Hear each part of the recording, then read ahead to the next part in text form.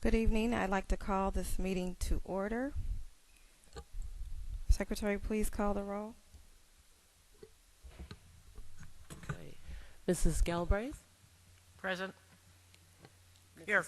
Sorry. Okay. Mr. Toure? Here. Mrs. Gasparo? Here. Mr. Brown? Here. And Secretary's aye, Dr. Hall. Here, please stand for the Pledge of Allegiance. Pledge allegiance to the flag of the United States of America and to the republic for which it stands, one nation, under God, indivisible, with liberty and justice for all.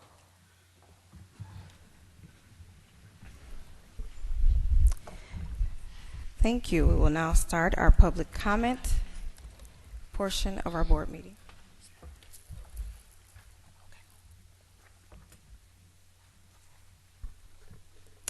First, we have Mary Ellen Brower, school board members occupying property in the district and closing the old high school.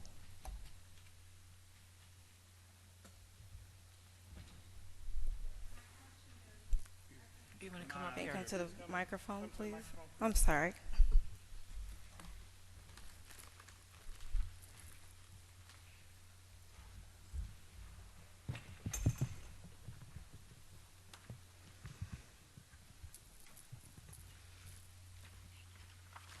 I've lived in Crete about 33 years, paid my taxes.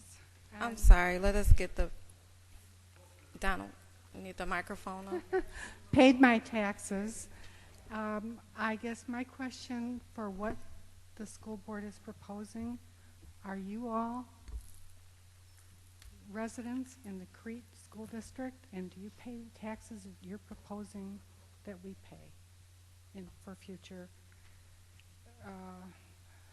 things we have to do to our schools? That's the first question. I guess my second question is, why was the old high school closed, deemed inhabitable, and then reopened after this school was built? Okay, thank you.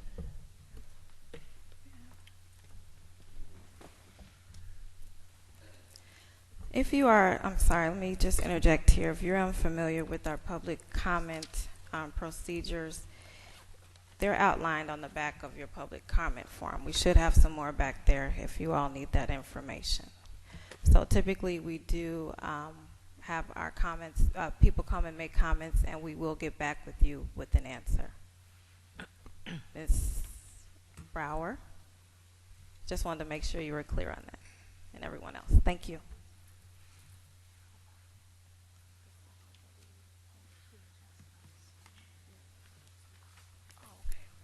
Thank you. Next, we have Jack Davis. I'm sorry if I mispronounced that. No new school. Just a minute ago, we all stood up and said the Pledge of Allegiance to the flag. Did you guys believe those words you actually said? Think about it. You're holding a financial pistol to these people's head out here. They want to raise the taxes. There's a lot of people. I represent a pretty good-sized group of people in my community, and I've heard the same thing from them. No new taxes. We'll do what we have to stop you. I just want you to know that, okay? Now that I've got calmed down a little bit, what you're doing here, people cannot sell their houses in my community. They have to drop them $100,000 or more. Short sales, that's all we got. I had one sell for $44,000 a block from me, and it's in $250,000 homes, okay? I had mine on for sale for 2 years. I got not one bid. And when I did find out what the reason was, most of it was because the people didn't want to pay the taxes. And that's before they went up. We're tired of it. We're tired of it. I'm looking at your faces, and I'm hoping I don't see evil in them. Because Something will be done about this. This community will arise, and we will stop you somehow from pushing this through. That's what aggravates me. It was a sneak move. You tried to sneak it through, just like this building we're standing in here right now. We never voted on this either, okay? That outrages me. That's almost like the Pledge of Allegiance. Think about the words in there. You pledge allegiance for the community and all that. That's all bogus. There may be a lot of people in this community can afford higher taxes, but there's an awful lot of people who can't. We're tired of being taxed, okay? And we know that there'll be some expense, whether you come up with some off-the-wall stuff. We know that there's going to be expenses made. My question is, why did you try to sneak it through? What are you trying to do? What's the master plan here? What are we really talking about here? Okay? I'd like to know where each and every one of you live. And I'd like to have your phone numbers too. But anyway, that's not my question. My question is, whoever's got guts enough to answer, what's going on here? I've talked to a lot of people. I'm one of the calm ones. Okay? This can get ugly. Okay? Now you can push it through. But I just stopped there. I just like an answer why you tried to sneak this by everybody that's sitting in this room. Why did you want to start? We're standing in a school we didn't get to vote on. So now you're doing it again. And that $34 million don't mean nothing. You all know it's going to wind up $45 million. And I want to know who the contractors are and who's picking out contractors if we do go through this. I want to know who's getting the kickbacks. I don't trust you. I don't trust this board. And I really don't trust, I don't know. If I could sell my house now and get out of here. Oh, one other thing. Chicago Tribune had an article. Will County has the biggest exodus of any county in Illinois and probably this half of the Mississippi. Why are people getting out of here? You guys are just part of it. There's other things that raise taxes, but you're the biggest part of it. How much can people bear? People have to sell their homes. They can't sell them. We're being held hostage. To sell them, we have to drop the price ungodly. And then you guys don't care because the next guy coming in, he gets a tax break for a year. And then after that, it goes right back up to where it was. So you're safe. Some fool's going to pay it all. You know, I mean, I'm sorry if I sound a little rough. I'm trying to control my anger. And it's hard for me. Mr. Kind of like a Davis, Trump. your time is up. But I didn't get an answer yet. As I stated before that we do not give the answers here, you will receive an answer. Thank you.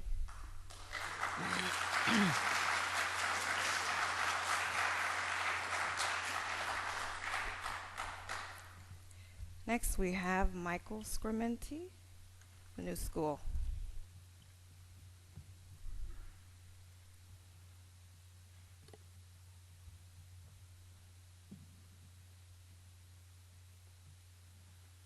Yeah, I kind of agree with Jack on a lot of what he said. And I know I've been out here 10 years. I've seen my taxes go up over 60% in that time. And I've seen the value of my house go down by at least 30%. And like he said, it just gets ridiculous. You look at these tax bills and they go up and up and up. And you can't sell a house in Crete. And if your plan when you built this high school was to get people to flock in here because you got a nice building, people flock to areas where schools have a reputation for good education.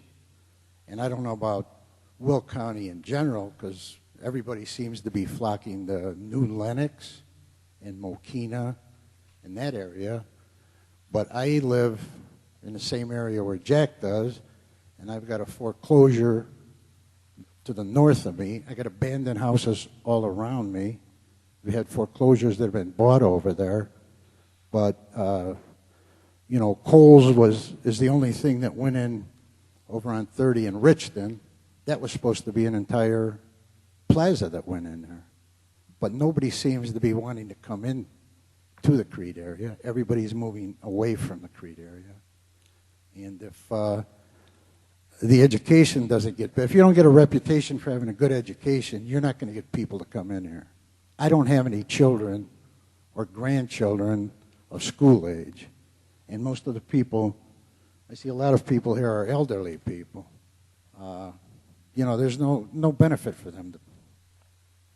That's it. So I'm along with him. I want to see it be a referendum and not just something that you put up and go with the bond and everything. That's it. Thank you.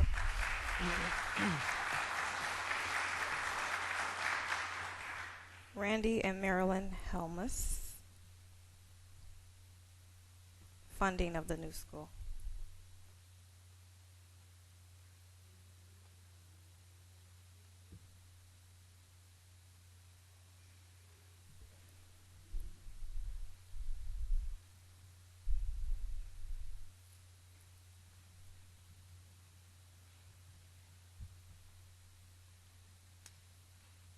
Well, it seems to be a general consensus here that we're against the taxes and the taxes going up. And I've been involved in this too much, but it sounds like we're not going to get much of a voice when it comes to raising our taxes or keeping our taxes the same. So I'm assuming by the group here that we're against having the bond issued. We're asking for a referendum so that we can at least vote on this issue. And that seems to be the main concern with everybody. And that was the reason that we're here tonight. So I don't think name calling is a good way to do it, or making threats. I think a nice calm and cogent comments would be the thing to do in front of the school board. Thank you.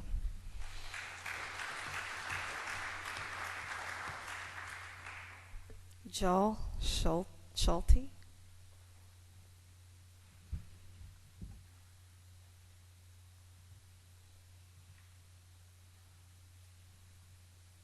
Too many schools.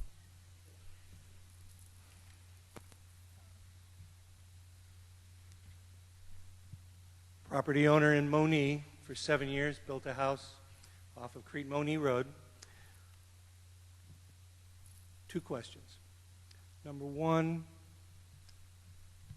places like Lincoln Way, Governor State University is benefiting from all the taxpayers in Frankfurt for building too many schools and now having to close one, so Governor State is now renting out, or will be renting out, one of their schools. What makes this area needing more schools, not being able to get by with what we have? Okay. And then the second question, 1 new school, 1 expanded school, 1 demolition of a school, and yet no increase in taxes from 2014? Be interesting to have you explain how that works. Thank you.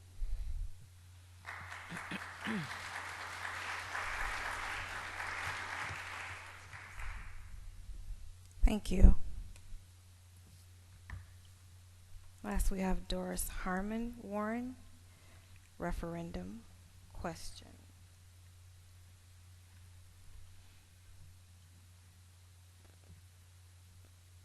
Good evening. My name is Doris Harmon Warren. I was at the last Finance Committee meeting, and obviously this issue came up.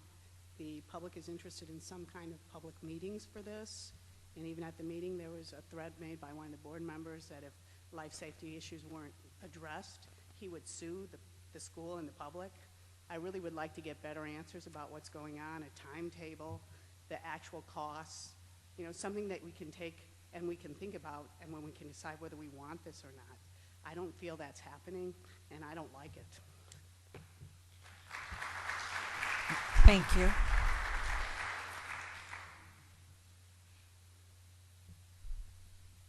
That concludes our public comment. I will encourage everyone to stay with us. We do have an administrative update coming forward that will hopefully give you some of the information that you're looking for. And again, if you have specific questions that need to be answered, we will be following up with you and answering those questions via email. If you provided your email address on these forms, if you did not, please make sure that we have that information before you leave this evening.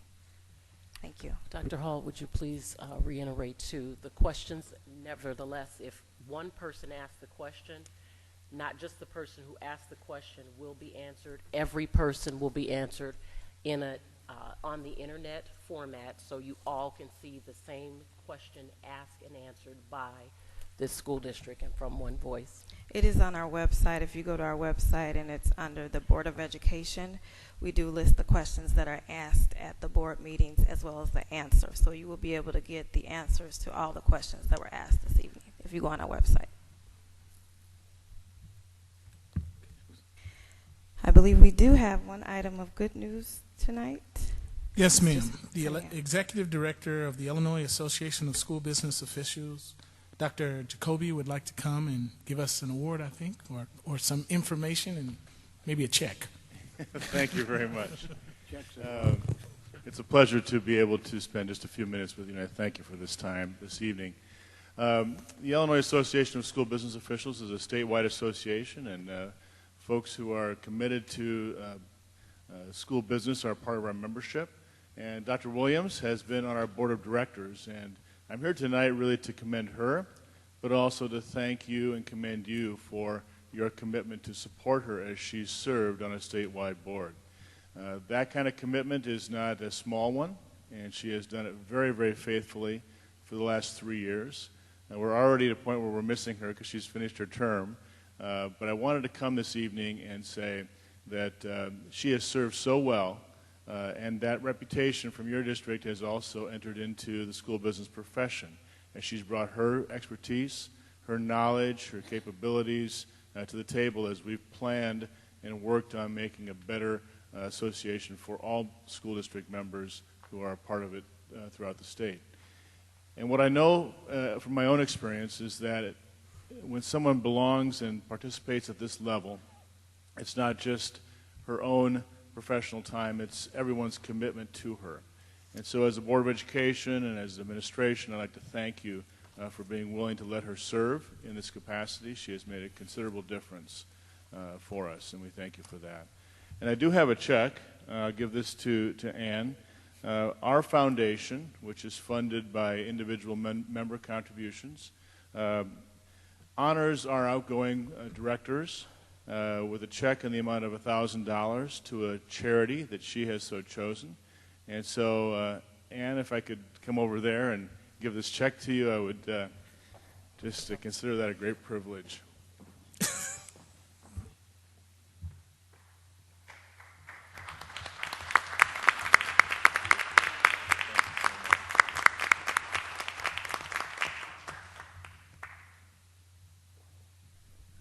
I think we have to have a picture, Ann.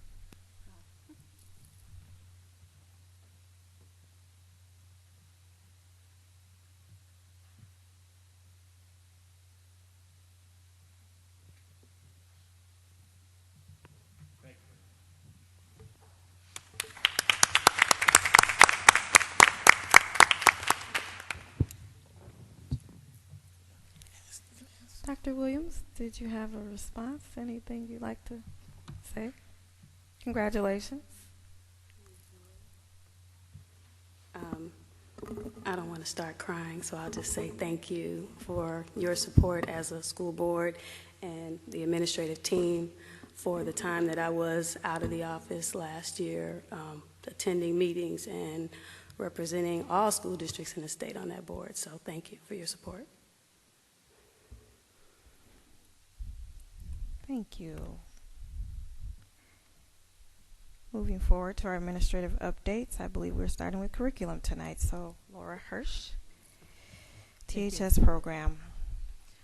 This report is on the restructuring and relocation of our transitional high school program.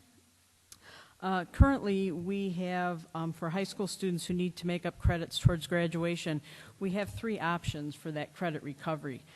First is an after-school credit retrieval program that we do here at Crete Monee High School, and students have to pay approximately $100 to retrieve a semester of credit. The second option that we've been offering is summer school, which again is a cost to the student. And then our third option is our transitional high school program, which has been housed at Monee Education Center. And that program in the past has been for students who transfer into our district who need to make up credits, and those students have an option to attend Monee Education Center and then to make up those credits, and then at the semester they transfer into the high school.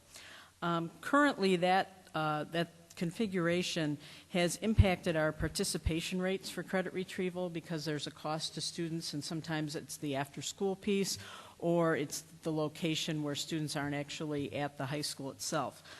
So to address those issues, we are going to move the transitional high school program from Monee Education Center to Crete Monee High School beginning next month. And this allows us to create a comprehensive credit retrieval program that will serve our students who are enrolled here at Crete Monee High School as well as those that transfer into the district. We are prepared to offer three options for those students. The first one is a credit retrieval option like transitional high school, where students are in a classroom in the high school, but they also have the option while taking online courses during the day to actually be out and take elective courses, math courses, and PE courses. We also will then provide some support for them during the school day with some social academic intervention groups with our support staff. Our second option, again, is the after-school credit retrieval option, but we will be able to provide that at no cost to students. Students would then be able to take the activity bus home. And then the third option that we will have with this program is to put credit retrieval as a designated class on the student's schedule. So we embed it into the schedule. The student makes up a credit during the school day. With the classroom, we will be transferring our current THS staff, which is one full-time teacher and one full-time teacher assistant, from Monee Education Center to Crete Monee High School. They will continue to staff the program.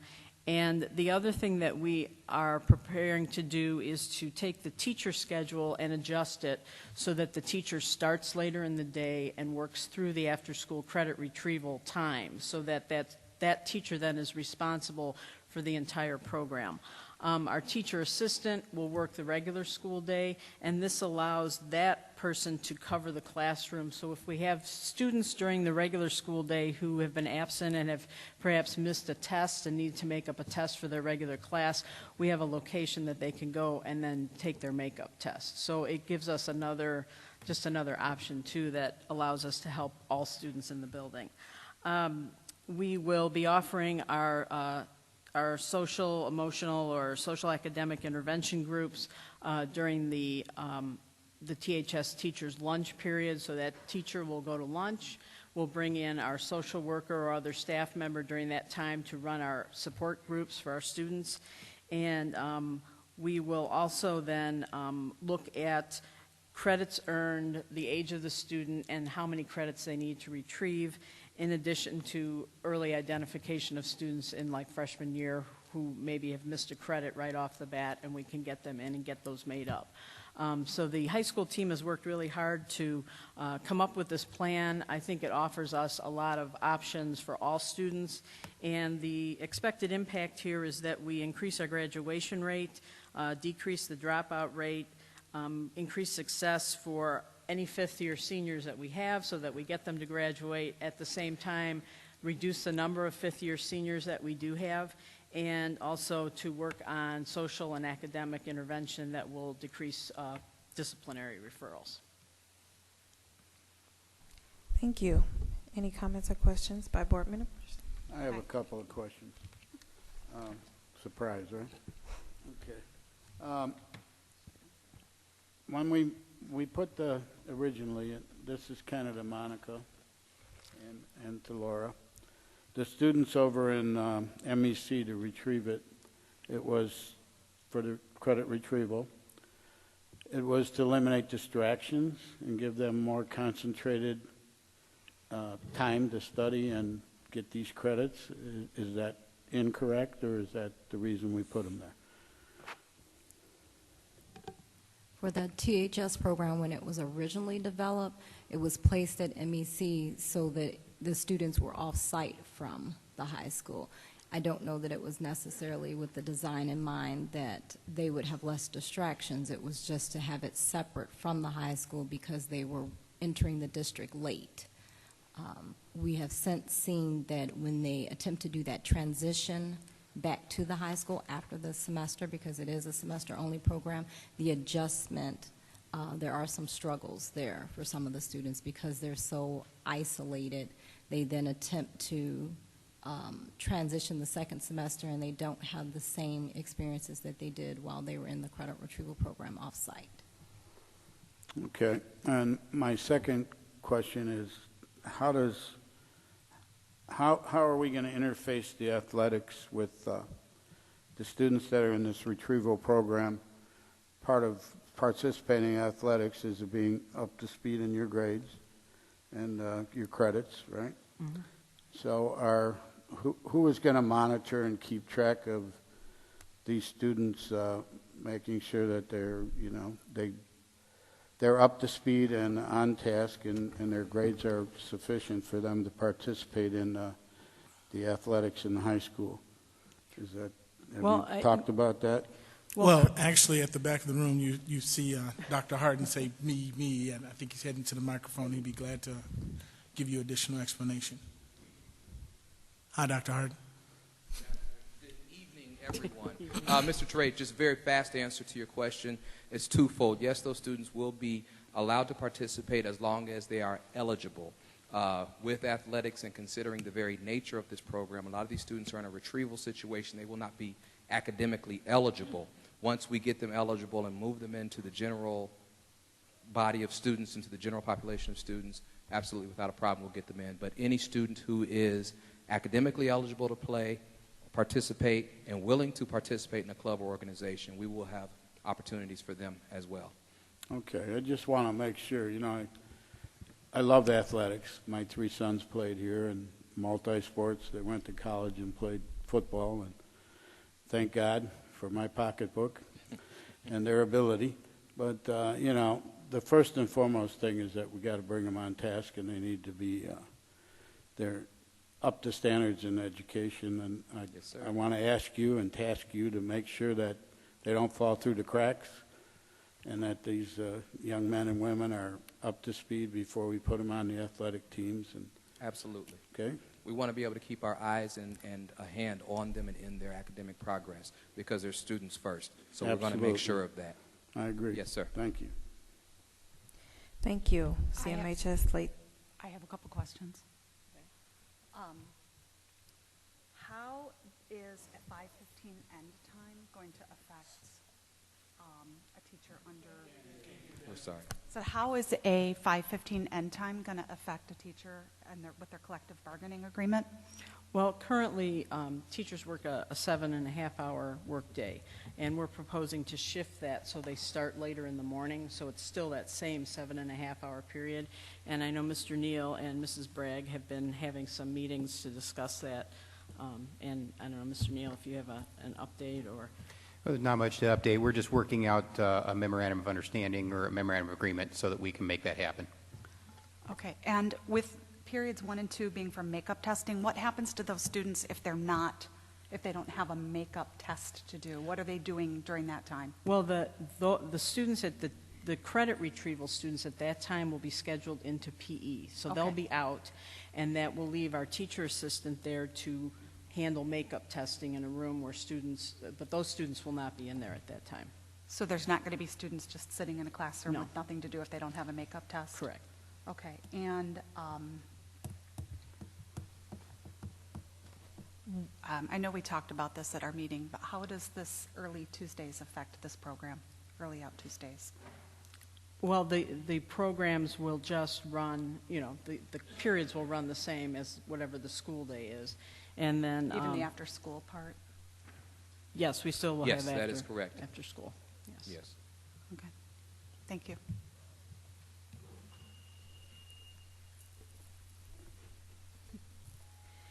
Next item, CMHS is actually a typo. It's not late start, it's early out. I think we all have been a little Sorry. confused with that term, That's a late but it start. is Early early out, out. sorry. Early out. Tuesdays. Early out. Early out Tuesdays. I know, that's what I have in mind. Yes. The board requested a communication plan on our early out Tuesdays. And just to kind of recap that, we did bring a proposal to the board back in, I believe it was November, December of last year to pilot this last winter. And we worked to bring that back in the late winter for a proposal for this year, where the board approved that we could have an early out day for the high school 1 day a week, so that teachers would have collaborative time to work on instructional planning and assessment and curriculum development and data analysis, so some of that professional time so they can improve their practice, which in turn improves student achievement.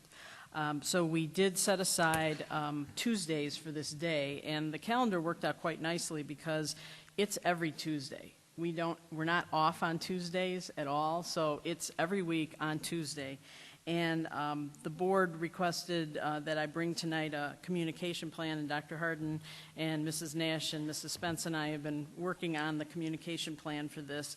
So basically, here's what we have planned so far. We have a flyer, which I did put some on the board table tonight, but Mrs. Nash did an excellent job of taking my boring little flyer and making it into something really nice, so I do appreciate that. But we do have a flyer. We have it at registration. Dr. Harden will be passing it out next week when we have athletic and activity practices and tryouts, so we'll be passing that out to students. And then our freshman orientation evening is August 17th, so that will also be distributed then. We are planning to put the information very soon on both the school and the district websites. Dr. Harden has a principal welcome letter that will be mailed out by the end of the week, and in addition to his letter, we will be including the flyer and also some information on our high school 6+1 strategies for math, so that will be going out to all of our families. The district color calendar, which indicates that every Tuesday is an early out day, that is currently on our website, and it will be in the student handbook that will be going home. And then we are going to put on the marquee out here, it'll run all year. Don't forget, early out Tuesdays, 1:21 p.m. is dismissal time. So that's something we can put up and it can run without having to take it down, since it does happen every week. And then Dr. Harden has already scheduled that he will send a school messenger on August 17th, which is when he sends his freshman orientation message. And then our first dismissal day is the 25th, so we'll have one go out on August 24th.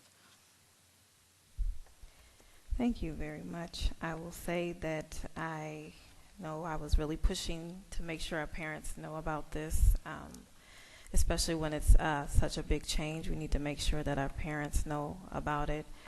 Also, I would like for us to notify our villages, our police departments. I know that when I'm driving down the street and if I see a young person walking, I'm wondering why they're not in school. So if we can get that message out to our local villages and our police departments to make sure that they know that they will be seeing students a little earlier on Tuesdays. But thank you for doing that. K-12 math plan. I'm sorry, did any other board members have comments? Okay, K-12 math plan. Okay, I think I haven't done an informational report for 2 months, so I have 3 tonight, so make up for it. My last report is on the K-12 math plan, and this is a plan we've been developing over the last year and a half for our district, and part of what we've talked a lot about is that we really need to have a vertical structure around some really key important things, so that as students transition from grade level to grade level and school to school, K to 12, because that's what makes us unique, that we have some things that are articulated and some strategies that are in place that people above and below each grade level know what's happening, parents know, and teachers know. So our plan consists of the following. First of all is a K-5 math fact plan, which I have attached for you. We developed this last year. While math facts have always been part of the elementary curriculum, they are a Common Core proficiency, very clearly stated in the Common Core standards.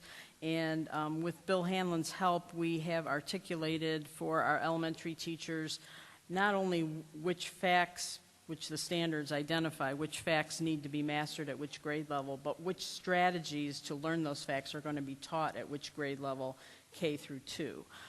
Then beginning in grades 3, 4, and 5, we're going to be assessing students to find out, as Mr. Hanlon says, find out which facts they do not know. It's not that they don't know their facts, but there are specific facts that students do not know. So let's isolate those facts and then come up with a plan to make sure that students know that. So we have that plan in place, and then part of what we wanted to do was to we wanted to have a message that people could latch onto that was kind of fun, something that kids could relate to, and kind of a theme for the year. So our theme this year is we're latching onto the new Star Wars movie that's coming out in December, and so our theme is May the Facts Be With You. And we have a large Darth Vader cutout statue in registration right now with a flyer about the elementary plan.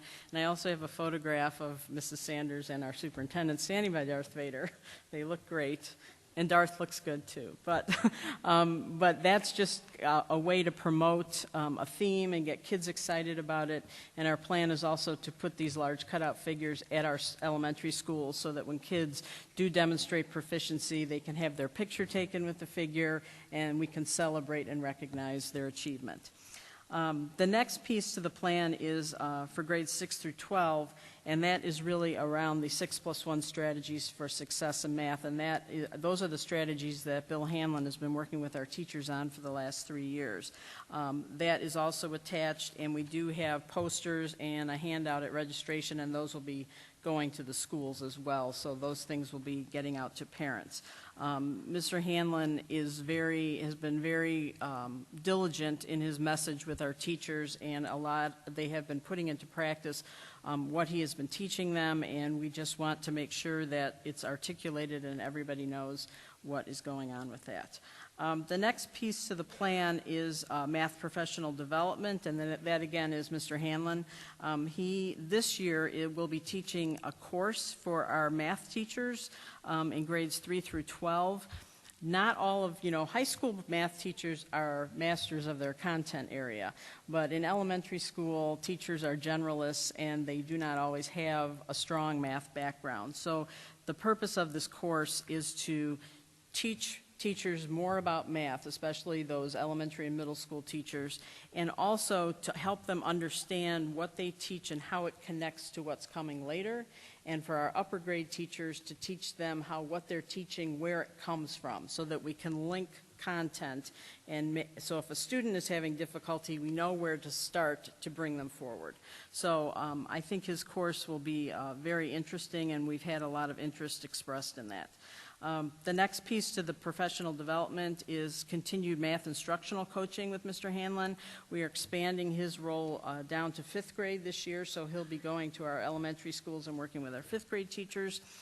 His focus will be grades 3 through 5, and then the last piece to this is we are going to be building in some support for him for high school because we've lost some math teachers. We'll be hiring some new math teachers. We want to make sure that they're supported.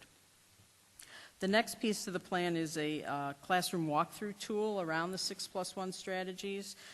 Dr. Harden and Ms. Hannigan and I have been working to create something that we can use, an electronic data collection tool, and it will allow us to go into classrooms and basically look for those 6+1 strategies. We'll have some data around that. And then the fifth piece to this is that the hard work of our teacher evaluation committee around the student growth component, we have incorporated essential math skills as one assessment out of 2 that teachers will be using for their evaluation. So for our math intervention teachers at the elementary school, one of their assessments will be around math facts. For our 6th grade teachers, they're going to focus on fractions. They've been working on fractions, and they have a lot of, they actually have a program called Fraction Nation that reinforces fractions with students, and that is an essential skill for 6th grade because if students aren't proficient with fractions by that time, when they move on to middle school, then they struggle. And then our high school teachers are going to be focusing on the 3-star questions that are on their assessments. 3-star questions are questions that do not require computation.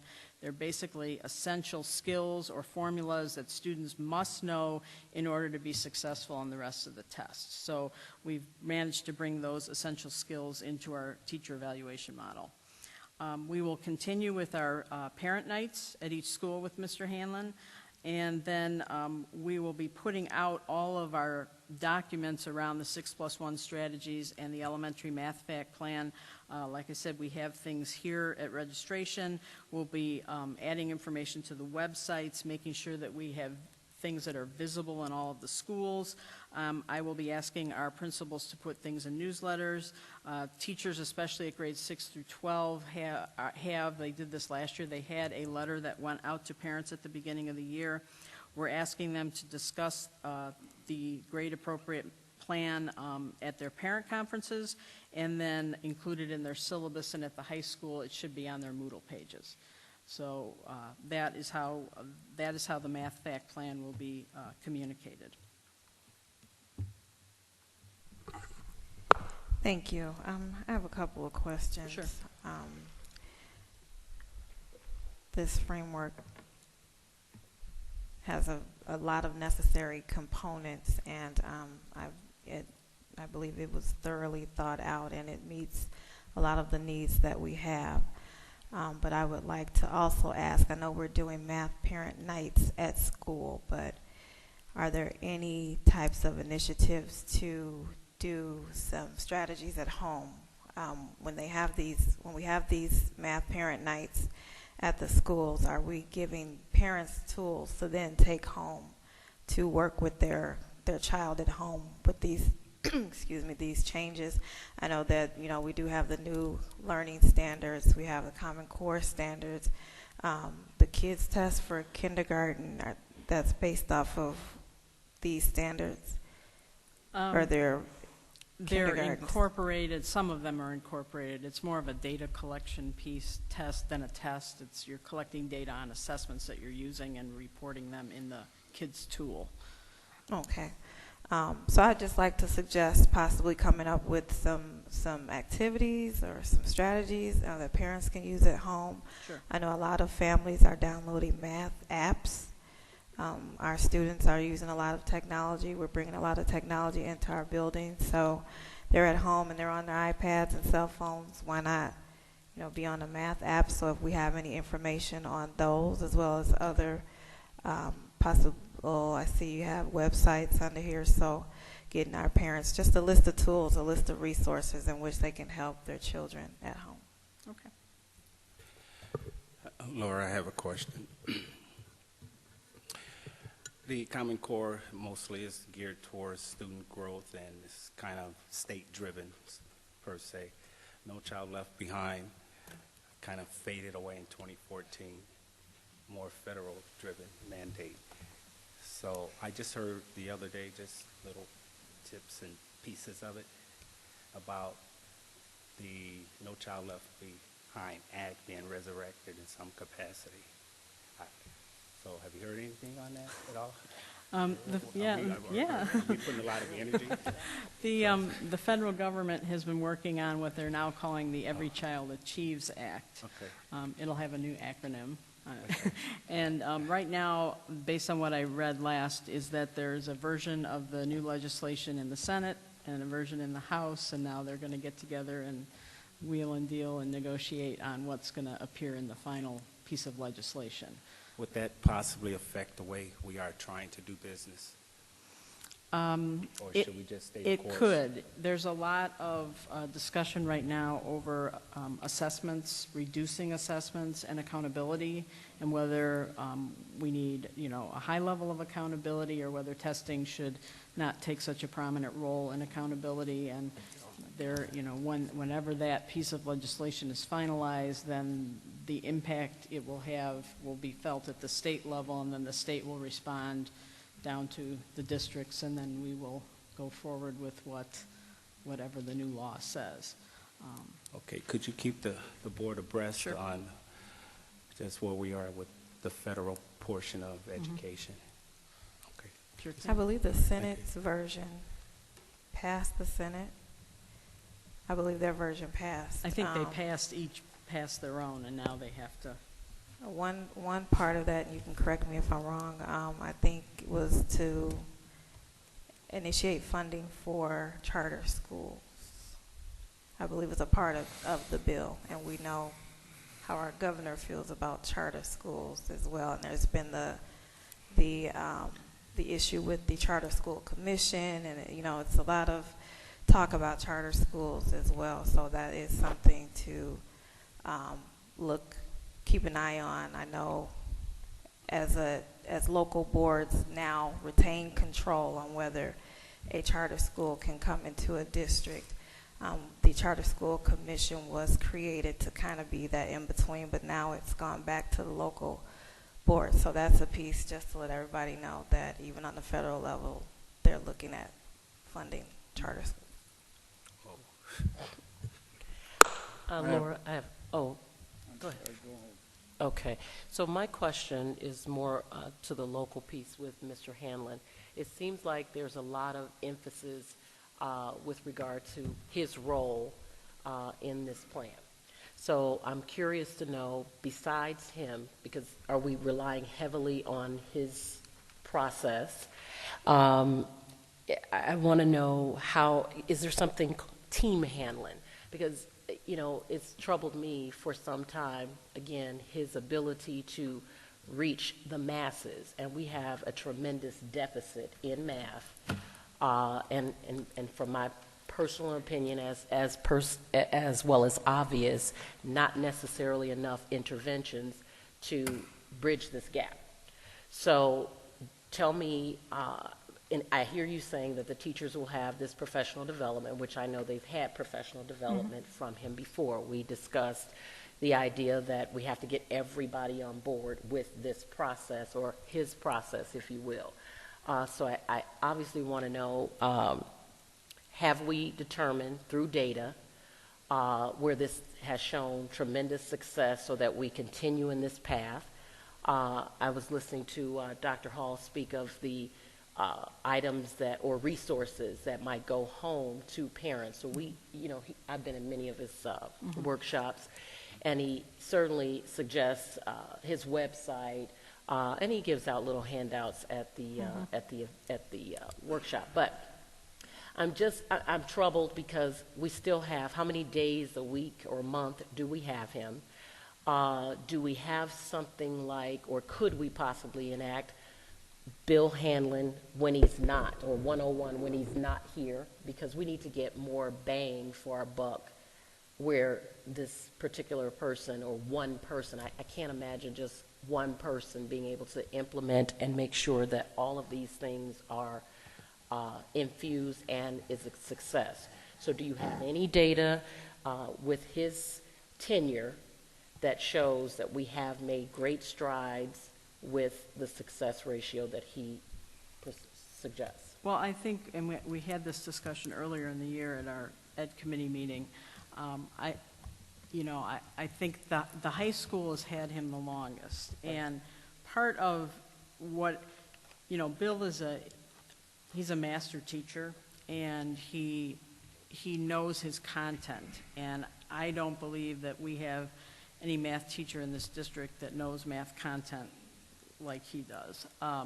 But part of the issue that we had is the fidelity of implementation, or the consistency of implementation, which this math walkthrough tool is a data collection piece for us. And that is what we plan to use to collect the data on the fidelity of implementation with these strategies.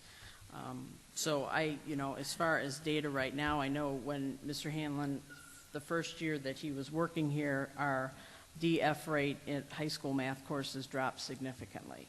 And then over the last couple of years, it's crept back up. And to me, that's an implementation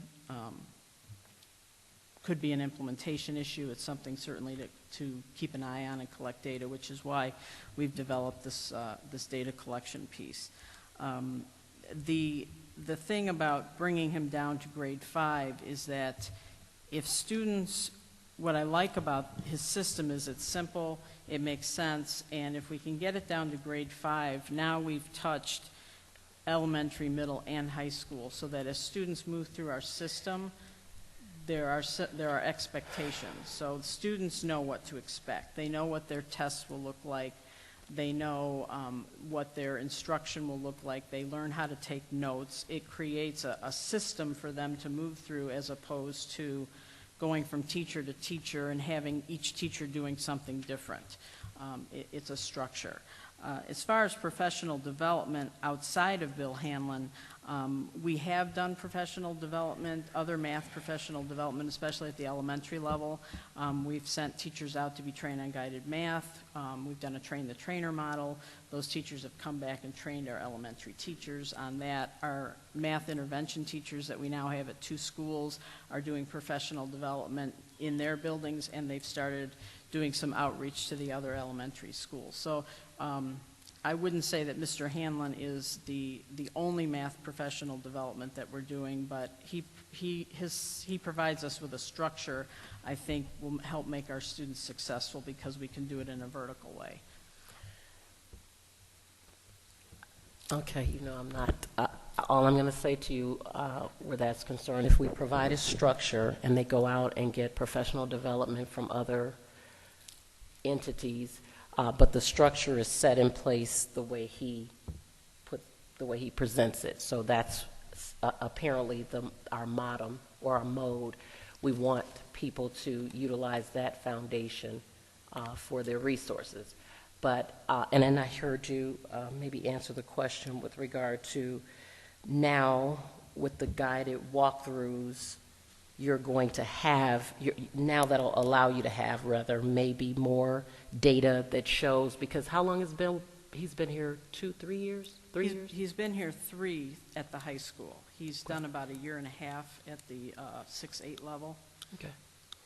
So again, and I'm kind of asking almost the same questions I asked him in our education meeting, and I still want us to get to those answers because it looks like we're putting a lot into this process, and we don't know, and we're getting further and further in the needs category. I heard you say that the grades have gone down or had gone down substantially, but again, without data, we don't have any proof that it was as a result of Mr. Hanlon's expertise, and I happen to like Mr. Hanlon, so whether he's out and wherever listening, I mean, I appreciate him. I've told him that, but I'm talking about the best bang for this math buck, and just hoping that we would have other resources in addition to him, and that you guys are at least looking into that, because we've tried this, and if you can't necessarily, with the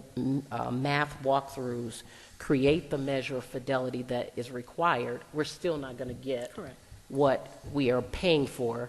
And it's like I've been saying all along, we can have a lot of programs and implement and utilize consultants, but if we don't expedite what they're teaching, it serves us no purpose. Right. And what I will say about what he does, because professional development it's a very large, all-encompassing term. Typically, we think of professional development that a person goes to a 1-day workshop or a 2-day workshop or a conference of some kind. They pick up 2 or 3 pieces of information, a couple of strategies, and they come back and they use it in their classroom. But the research on professional development shows that that is really just the tip of the iceberg. I mean, there are the outside conferences that people go to, but for teachers, what's most important to anything that you learn at a workshop and anything related to professional development is job-embedded professional development. And what that means is that I'm able to take my learning and apply it in my classroom right then and there. So I'm kind of learning on the job.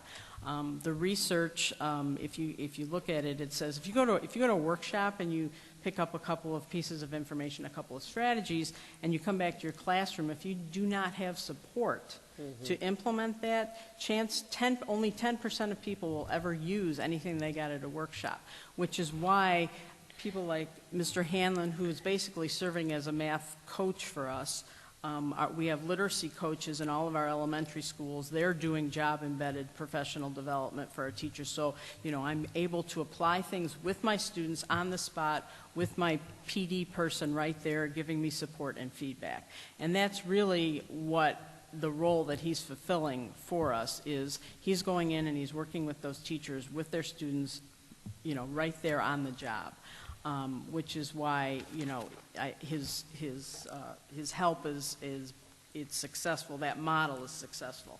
In terms of what he is bringing to us, he's really bringing strategies. I wouldn't call it necessarily like a program that you would go by, but all of his strategies are very much built around common sense, and they're pretty simple to implement if you really just plan it out well. I mean, the idea that, you know, I want to tell students how to take notes. I want to model that. I want to tell them what to write down, how to do, what the format should be, or that I'm going to start my lesson every day with a quick 2 or 3 minute review of what we did the day before. I mean, that's a pretty common sense type of strategy as opposed to a huge canned program of some kind. So that's what I think he brings, and he's able to model it for teachers right there in their classroom. No, go ahead. I'm sorry. All right. I got a couple quick questions. When we talked with Bill, he talked a lot about getting back to the basics, drill, drill, drill. Is this encompassed in here, you know, to keep, you know, we had a talk about the 1950s when I went to school, and you know, about drill and drill and drill and drill, and Bill said we needed to get more drill and more drill in, and I'm not seeing that here. And second part of this is the special needs kids. We have about 800 special needs kids. How do they mold into this process, and are they going to be taught the same way, or how are we going to modify it, or is things going to stay the same for the special needs kids? Well, to answer the first part of your question, the new Illinois Learning Standards, which are what Illinois now calls the Common Core Standards, are based on, there are proficiencies within the math standards, and there are expectations for every grade level. So for instance, kindergarten, the expectation is that students master their math facts to 5, addition and subtraction. First grade, it's to 10. Second grade, it's to 20. Third grade, it's multiplication and division facts. And then after that point, they're expected to master those. And then there are certain other proficiencies related to computational skills that are built into the standards. The standards, if you do not have those basic proficiencies, kind of the back to basics, which is what Bill does say, you can't, you have difficulty doing application if you don't understand your basic fluencies and your procedures. And so the Common Core itself is really based around those 3 things. I have to have my facts, I have to have my basics, I have to understand how to do procedures, math procedures, but I also have to understand where those procedures come from. And I think, you know, when we were in school, I was in the 60s, I know I'm dating myself, but we learned the invert and multiply formula, and everybody can recite that, but we can't tell why we do it. And part of the Common Core is understanding the why behind where those formulas and those algorithms come from. So the Common Core is taking it a little bit deeper. This plan around the facts is basically that getting back to basics. Students have to know their facts. And we want to make sure that they do know their facts. But in doing this, with small children, you have to teach them the understanding behind the facts before they can develop and memorize those facts. So you have to teach them with manipulatives, You have to teach them being able to draw pictures and represent those facts, and then finally getting them to understand when they just see that math fact, 2 + 3, how to do that and how to do it fluently and automatically. So it's a process, and that's why the strategies are in there, because you teach students to do that through strategies. Our special needs students are going to be learning through this same process, but their special education teachers, their role is to make modifications and adaptations to fit the needs of those students, because that's what they're there to do. So they will learn this same, they still have to learn math facts. They may get some modifications and adaptations that will allow them to do math facts a different way, because that's what their special needs require, but they're still accountable to the same proficiencies and the same standards. Okay, and how many days a year are we going to have, Bill? What are we contracted for, and what's it going to cost us when he's here more days? Or is it set up, or how's the contract? Well, I haven't drafted the contract. Bill will be back in August, and then we'll have his contract done. He comes a week a month, and except he's not here in December, and he is not here in June, like May, June. So he was here, the last week he was here was like about the last week of April. So he comes about 10 weeks a year, 9, 10 weeks. Okay. You'll have that for us next month? I should have it next month, yeah. Okay, thanks. Okay, thank you. Moving on. I just have one quick. Go ahead. And I think Board Member Sanders may have alluded on this issue somewhat when it comes to intervention.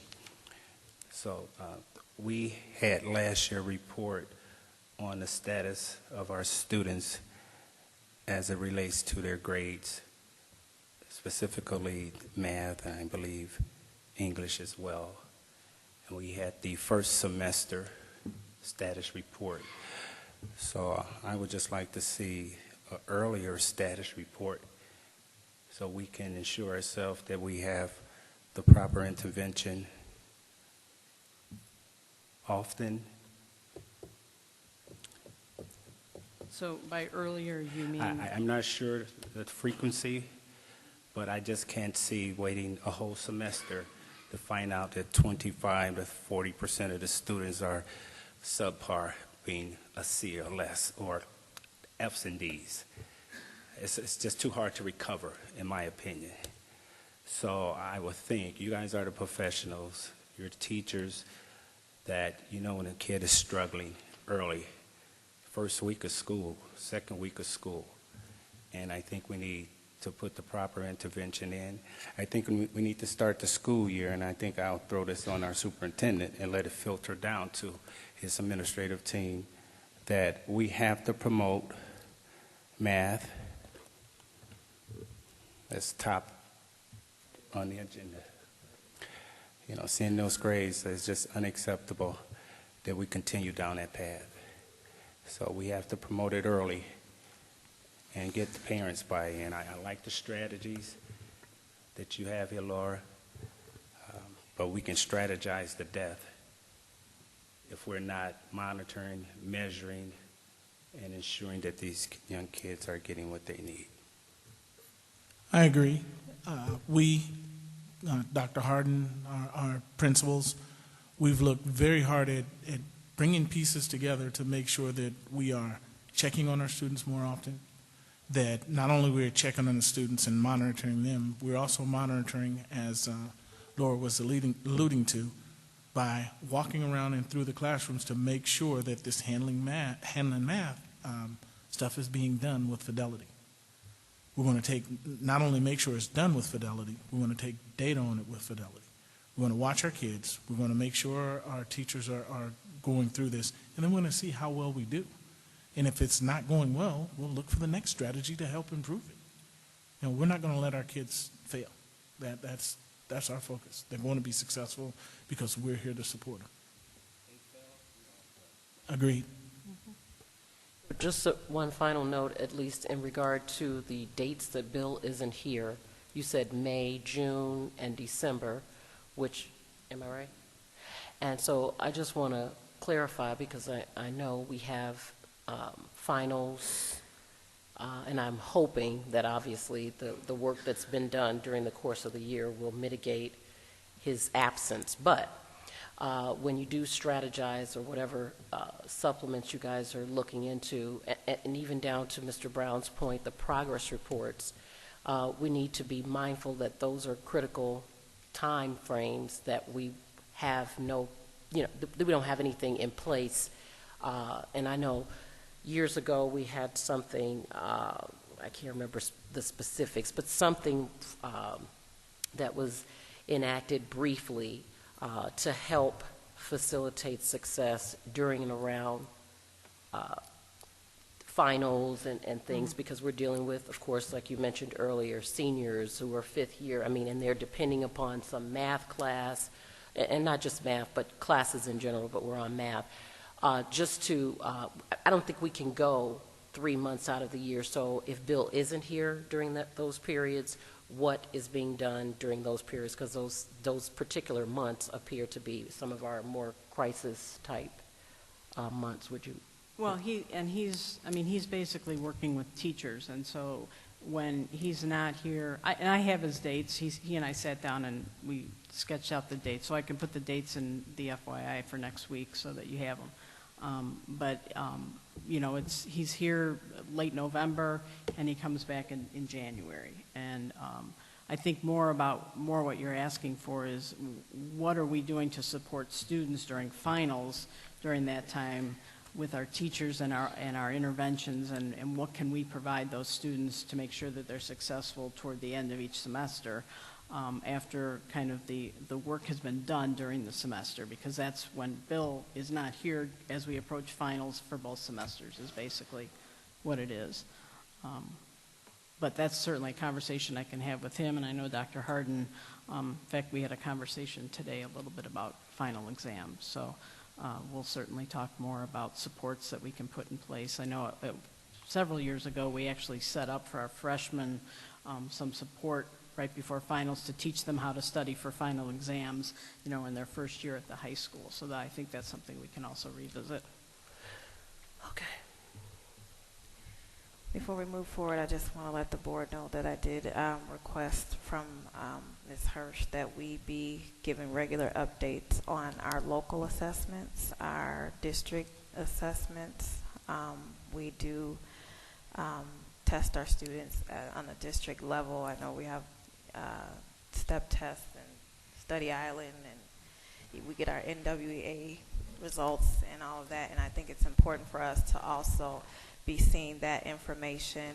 I think that because of No Child Left Behind, our country has become so focused on standardized tests, PARCC assessment, ISAT, and we look at that as the only tool to measure how successful our students are, but in reality there's varying ways to look at that success, and I believe even the Every Child Achieves Act touches on that as well, with giving authority to states and school districts to look at data to measure success for students, not just the reported standardized tests. So just wanted to give the board a heads up on that. I believe we're discussing that at the next education committee meeting. I think we should look at when we test, and then if we can set up a cycle of reporting so that it goes to the ed committee, and then the following board meeting we do it here, instead of just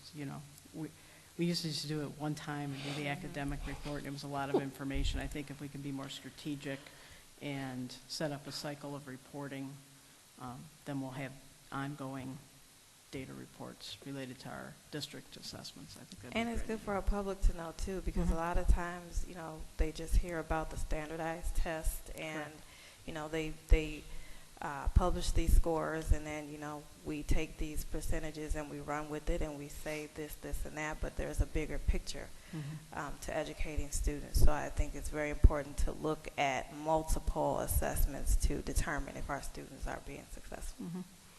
Absolutely. Thank you. Student Affairs, for your report, Ms. Finch. Good evening. The following Freedom of Information requests have been received, and I have posted the results and status of those requests. We have 4 this evening. The first one comes to us from Tammy Beville, an electronic request received on June 19th, 2015. The request is for the custodial supply bid results number 15-004 with a close date of May 1st, 2015. The status and electronic response was sent on June 25th. There were no documents responsive to this request. Number 2 comes to us from Thomas Tomaszewski of My Disposal. The electronic request was received on July 1st. The request is for a copy of Republic's submission to the original request that was rejected. The status of that request, an electronic response was sent on July 7th, 2015. This request was denied. Number 3, also from Thomas Tomaszewski of My Disposal, electronic request received on July 6, 2015.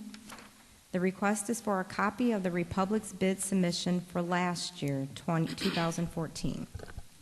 The status, an electronic response was sent on July 7, 2015. The response included the requested documents.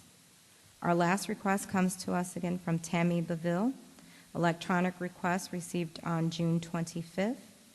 The request is for the bid packets for all bids and a listing of who was present, staff, and bidders at the bid opening for this custodial supply bid number 15-004 with a close date of May 1st, 2015. The status of this request, a response was sent via U.S. mail on June 26, 2015, and the response included the requested documents. This concludes the Freedom of Information request received for the month of July. Okay, thank you. Now we'll have our business updates. Dr. Williams, the middle school addition. Good evening. I'm pleased to report that the middle school addition project is coming along well. We've completed the design phases of the project. The architects are working on the construction documents, and we are set to seek bids and recommend awarded bids in late September and early October.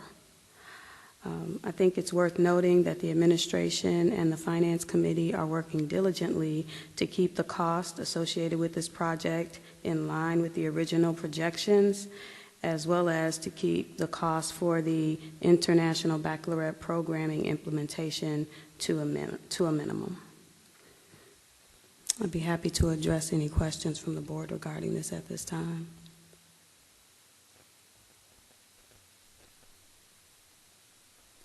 Okay, thank you. You're welcome.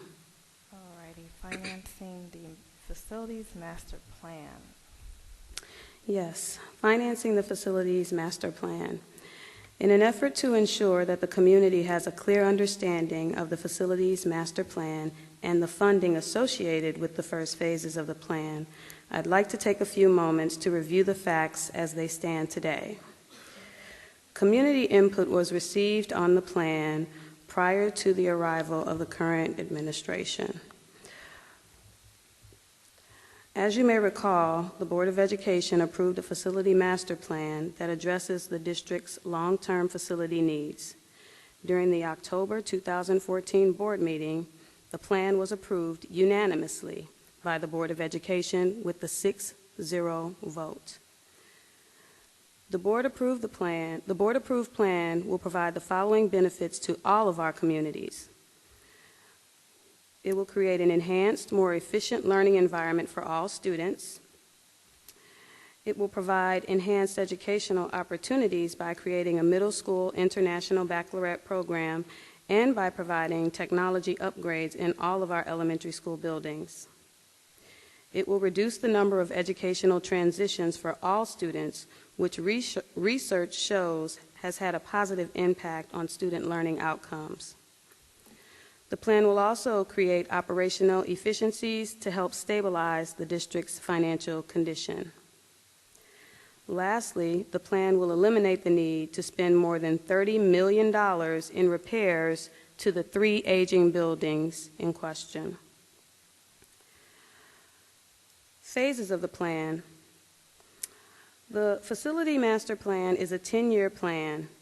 Funding for the first 5 years of the plan is as follows. The middle school addition, which is currently underway, will be financed by existing funds received several years ago as partial reimbursement for the new high school. The new elementary school, along with technology and infrastructure upgrades for Monee, Talala, and CSK Magnet School, will be financed with a new bond issue estimated at $34 million. Several financing plans are being examined to fund this portion of the plan. The district's independent bond consultant, the finance committee, and the district administrative team are examining all of the options.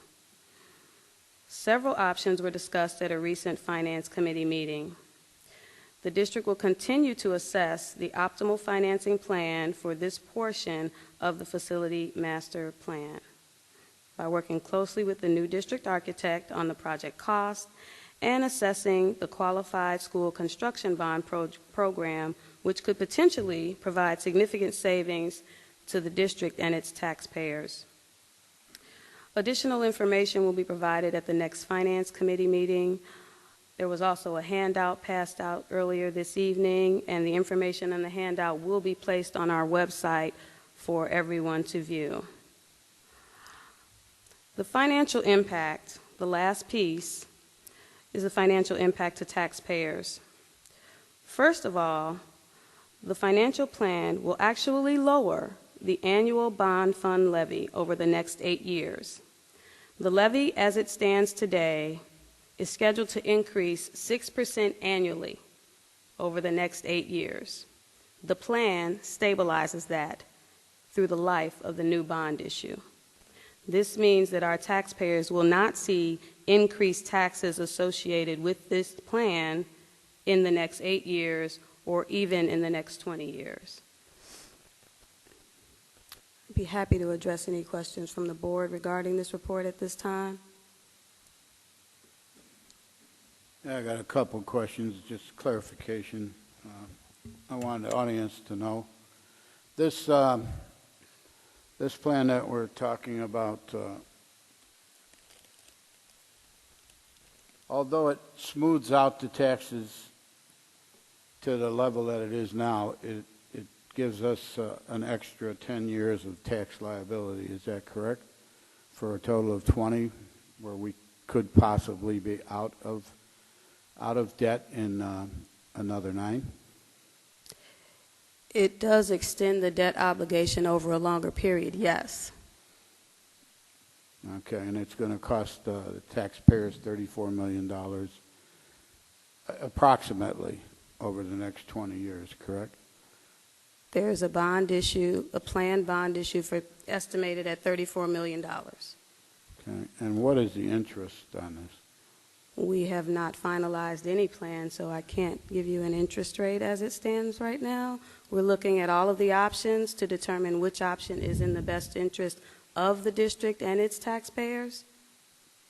So at this point, we just talking, we don't have a plan, we're looking at things to do, but we're paying the architects when we don't have a concrete plan. Help me understand that. We're looking at different financing options for that portion of the plan.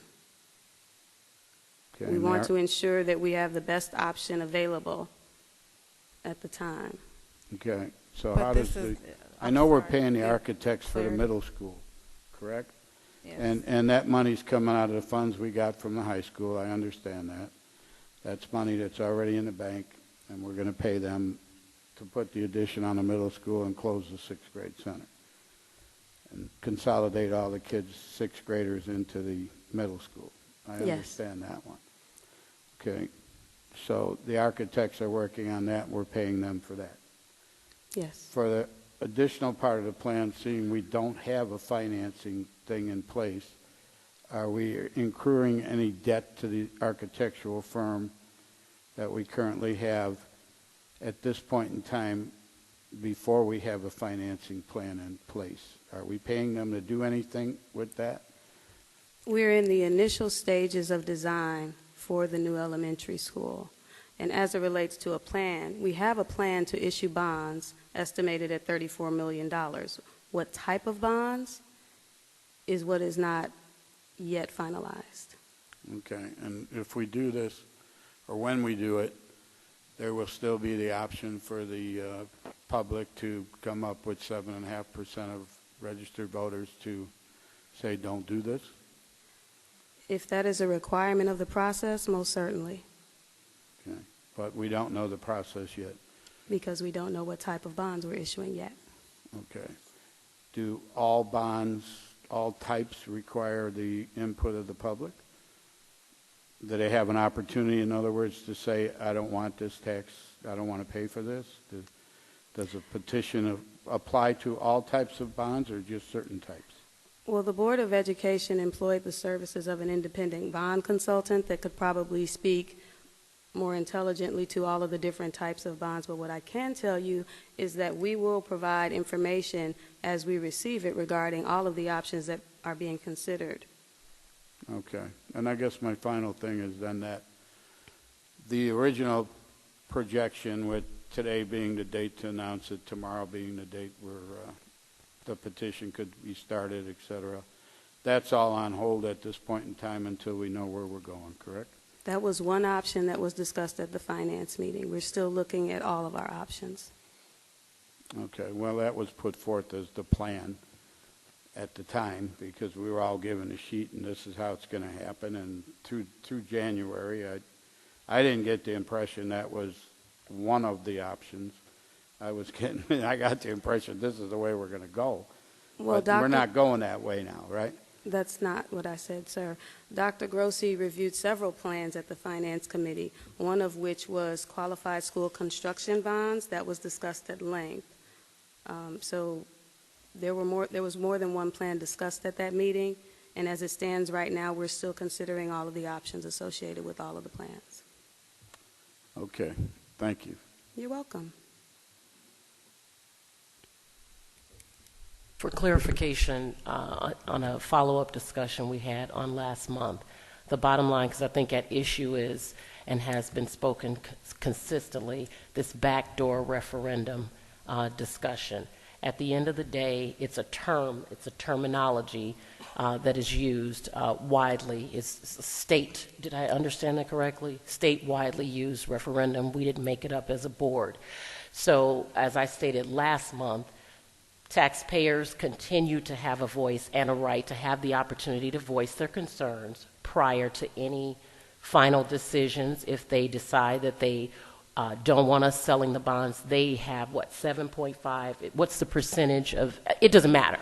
There's a certain percentage that would allow taxpayers at large to say, still at any point in time, that we don't want this. Am I correct? There is a certain percentage for the type of bonds that they were considering. Okay. The second thing is, I'm just trying to get clarity because I think I heard somebody say it earlier. In the previous, because I know it didn't take place while we sat on this board, there was this process that took place, and I'm not sure if you have the history on it, but the fact that this building was built via referendum, but citizens or taxpayers chose not to pay for the financing or the upkeep of the building. Am I understanding? The operational referendum. So I don't think any of us want to be in that situation again, nor does anyone anticipate doing something that would not allow. It's a democratic process to be able to have the opportunity to say yay or nay in any process. So I'm just trying to get clarity on where this arbitrary information that suggests that we're doing something without the public having the opportunity. The opportunity exists. It's now whether or not taxpayers decide that they want to go ahead with the petitions. Is that my understanding? Yes. Hello? What was your The question I Mayor? ask is simply that taxpayers still have the opportunity, whether it's back door, front door, whatever it is, that's and I'm serious, I'm not trying to be flippant, but there's still an opportunity. An opportunity exists. Am I correct? It all depends, Kim. And, you know, the law say there's certain bonds we can sell, and this is how we can present these bonds to the public. Some bonds we sell has to go straight for referendum. Some bonds we sell, if we so choose, there's a petition period, working cash, things of this nature, leasing, funding bonds, so on and so forth. They call it a backdoor referendum. There's nothing illegal, but it gives a petition period for the voters to say, you know what, we want this to go to referendum. And then there's certain bonds, and they, for reasons that the law and the legislative body chose to make these certain bonds that no, we do not, as a board, have to allow these bonds a petition period or a referendum. And it's for reasons, for good reasons too. So there's like 3 methods of selling bonds. But each one of the methods that the Finance Committee is considering to make a recommendation to the Board of Education will have input from the public. We are not closing out the public. I mean, this was an opportunity. Next month will be an opportunity. The Finance Committee will be an opportunity. And according on what bonds we decide to go, there will be opportunities for input from our public. I think it's very important that we understand we are listening to the public because they are giving us input, and that's what we're after. We're not surprised by input. And again, you know, nobody wants to, I mean, you can tell a lot of the public or whatever, we are going to sell bonds and it's going to cause your taxes to go up. Just the fact that they hear the word taxes go up, they not knowing anything else, they would say no, no, no, no. That's just kind of the nature of the beast. I don't want to say the majority, I don't want to speak for people, but that's kind of the nature. So the law puts things in place for certain bonds to be sold this way, and that way. You know, we are the Board of Education. We have to oversee the whole district, the businesses, so on and so forth. So, you know, just given that the legislative body in Springfield and throughout the country said these bonds, you can sell it this way for these issues. You got life safety issues, you got these issues, and this is the way you can sell these bonds. Okay? Mm-hmm. And I like to say, you know, we heard public comment tonight. I'm sure we'll get more input from the public. As board members, we are charged to make the best decision for our children. Our mission statement reads, to ensure that every child is challenged to reach his or her full potential, academically, socially, and emotionally, as they grow and develop into thoughtful, productive, and contributing members of society. I read that to say that the choices that we make, we're talking about building a new school, and we didn't just wake up one day and say, let's build a new school. This has been ongoing conversation. This school that we have been talking about has been in the works for years, prior to me even being on the board. With prior boards and prior committees doing research, stating that our students will need the space. Education is changing every day. Our children need technology, they need improved buildings, they need all of the resources that we can give them in order for them to have the best educational experiences. So I just wanted to make that clear. This is about the children. We have to constantly remember that this is about our kids, and what we put into them today will determine the types of citizens that they are tomorrow. So I just wanted to make sure that it is communicated that we are focusing on what is best for our children. And we do understand that some of the decisions that the school board makes will ultimately impact our taxpayers in one way or another, but that is what this decision has been based upon, what's best for our kids, or why it's in front of everyone today. You know, I just want to add one more comment. I believe, correct me if I'm wrong, August of 2014 it was presented to the board. We had an opportunity to sell our last $15 million in working cash, which the board had already approved to sell $30 million, in which the board sold $15 million prior to me coming on the board. And it was a 4-3 vote to not sell those working cash, which was brought about because of a backdoor referendum. And I said, the reasons, let's see where we are. Let's not sell $15 million. Let's look where we are. Let's get our master plan in place. Let's get the public input. And then once we know where we are, what we have, and then we can see how we're going to allocate the resources and the funds and then take it from there. So if we would have sold $15 million in 2014, in September 2014, which was the deadline, that we approved not to sell it in August of 2014, I wonder where would we be now? We'll be talking a whole different game.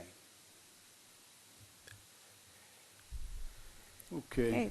I got one last comment.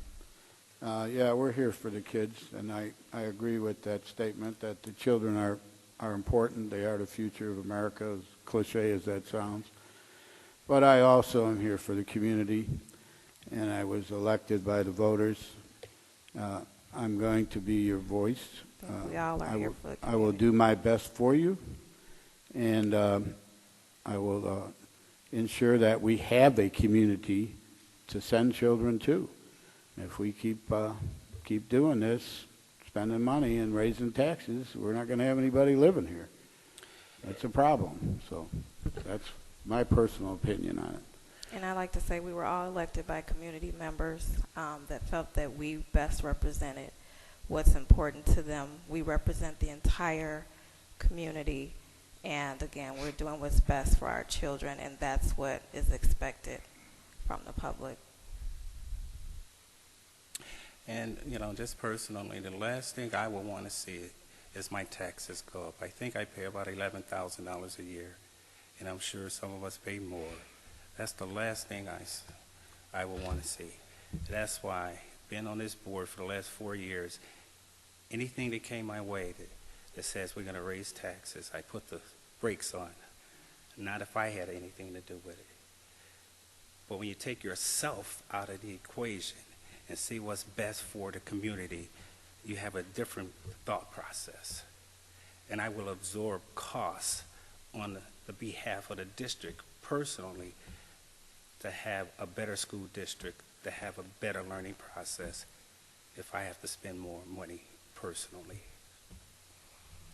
And I'll probably just say finally with response to, I think I heard someone say it in the audience, I'm sure, and it's been consistently stated, two things. You must live in this district to be on this board. That's number one. So we definitely live in and are amongst the taxpayers in this community. So your taxes are my taxes. I have to pay the same taxes as any other person. Yes, I do have children in this school, but I'm no less considerate of that fact. I think it's what Mr. Brown just stated. You don't get to come here in this seat and sit and decide individually how you feel about whether we should or shouldn't. I think that I certainly know that I've been an advocate for consistently saying, how do we get even public aid? And I think that's part of what I'm hearing lately is people who do not have children in this school district who are enrolled, as Mr. Teray often says, we all live around. I think it's 4 houses on my block that are people have gotten up and walked away. And not only have they walked away, but they've walked away from being neighbors. I moved to this community because I wanted a neighborhood for my 3 children and have been here for many years for that very purpose. So it saddens me that people are leaving this community. I personally don't plan to. I'm vested. If I have to pay some taxes, I'm going to pay the taxes because quite frankly, I think if I move anywhere else, I'm going to have to pay for what we need to have to make the community a better place. And I hear often, how do we get people to come to an area? I'm not going to say, because I'm not big on, we have a beautiful school. I didn't think that this big, beautiful building is so substantial. It's what is inside of this building. What are the students learning inside of this building is more critical. So I'm sure back in the day I voted to make sure if we're all going for it, let's go ahead and have a building. The promise was we're going to make sure that students will achieve. You've heard us here tonight, and even if you haven't heard us before personally, that's been our goal from day one. This isn't a show, this is reality. And reality is, this is a public office, it's a public situation, so there's no hiding anything. It's been everywhere, what it is that we've attempted to do and are attempting to do for the benefit, and I'm a little different. I don't think it's for our kids only, it's for our community. If we have helpless children in our community who are not educated, they're going to rob our communities. They're going to do a lot of things because they have no jobs and they're not educated.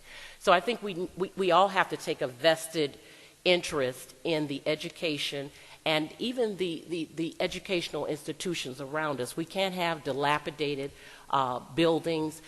It was the community, if my memory serves me, because I wondered the same thing somebody asked earlier, the sixth grade center. We had people coming to us out of the woodwork saying, oh, this building was filled with asbestos, and we remember it had asbestos. Now, as a parent, I'm very aggravated to think that I had children to attend this high school that was never told to me that it had asbestos, because I assure you, no child that I have would have been in that school. But somehow that wasn't the case. The kids could come back into the school, but that's not on our watch. And we don't even get to say, as a current board, we didn't know about it. We're here today doing the best we can to mitigate what we do going forward. And if there is asbestos or anything in there that would hurt any student, we certainly want to move away from that process as quickly as possible so that our kids, people's grandchildren and so on are not hurt by this process. So again, and I've said it before, I'm just even looking at my notes, bottom line, I hope the community does file the petitions and the necessary. People have a right for a voice. That I've done it. I've been on a petition to have my say. So I'm not against it. I encourage it. The fact that it's thought that we want somehow to stop a community from having a say. The first gentleman who spoke, it's okay to be angry about wanting something or your voice to be heard. I've been there, always wanting my voice to be heard. So I do support the United States of America, and I do honor that flag, and that's exactly what that flag means, freedom. That's what it means to me. Okay, and I just real quick, just want to just add this too. As a board member, and every board member has the right to vote their conscience, to change their mind. But when we talk about issues like this, and I spoke a little bit on this at our last meeting, we're talking about millions and millions and millions of dollars. And when we vacillate, when we waver on decisions like this, one month we like this, the next month we're like that, I think that does nothing good to the community. So if we can be somehow just concrete with our decisions, after learning as much as possible the process, I think that adds value to the district as well. Okay, thank you. Moving forward, may I have a motion to approve the consent agenda? Oh, I'm sorry. Skip right over. I'm sorry. Go ahead. Preliminary budget. Did we get you all? Included in your packet is a preliminary budget for the 2015-16 school year. The budget is extremely preliminary at this point. There are several factors in the budgeting process that are unknown, including state revenue and actually some of the revenue for the prior year that we still haven't received. I'd be happy to provide additional details. Detailed budget will be provided at the August Finance Committee meeting. We should know more about state funding and our year-end expenditures at that point. Thank you. I'm sorry. Okay, any questions from board members? Okay, thank you. May I have a motion to approve the consent agenda? Moved. Moved by Mrs. Gasparo, Second. second by Mrs. Galbraith. Any questions? Secretary, please call the roll. I'm sorry, just a correction on the Personnel Committee minutes. Page, look like, let's see, 20, is that 25? Would we need to add 28. Ms. Gasparo? Yeah, it looks like, We need to add that Mrs. Gasparo was in attendance of the Personnel Committee minutes. Terry. see that she voted a couple of, board member Gasparo voted a couple times, but I don't see her present. Yes. Okay. Where are you at? Okay. It looked like page, that's 25. 25. Page 25. We'll get that changed. And Thank the you. roll call, but with that correction. Okay.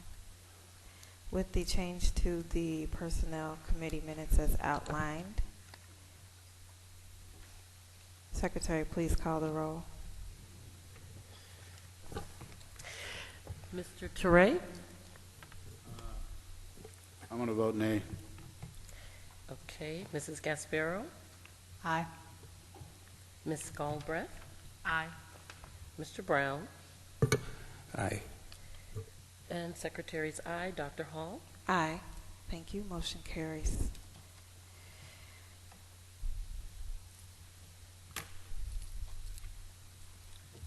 Next, we have our business action reports.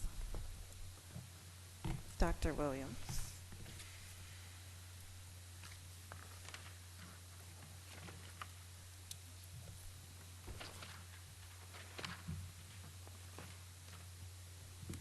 Medicaid billing vendor. Yes. Included in your packet is a recommendation to approve the agreement with R&G to provide our Medicaid service, our Medicaid billing service for the 2015-16 school year. I worked closely with our new special ed director on researching possible third-party billers. We did receive proposals from 3, and the one that we are recommending today provided the lowest cost proposal. Ms. Bellotti has worked with them and is very familiar with them, and she can vouch for their exceptional level of service and the fact that they do seek out certain reimbursement areas that other providers may not necessarily look into. So we are recommending that the Board of Education approve the agreement as submitted, and it was reviewed by the Finance Committee as well. Thank you. May I have a motion to approve the Medicaid billing vendor as outlined? Moved. Moved by Mr. Teray, Second. second by Mrs. Galbraith. Any comments or questions from board members? Secretary, please call the roll. Mr. Brown? Aye. Mrs. Galbraith? Aye. Mrs. Gasparo? Aye. And Mr. Teray? Aye. Secretary's aye. And Dr. Hall? Aye, thank you. Thank you. Fuel purchasing intergovernmental agreements. Yes, included in your packet is a draft intergovernmental agreement that was created by the district's attorney, Hauser Izzo. It is the recommendation of the Finance Committee that the Board of Education approve that intergovernmental agreement for fuel purchases as presented.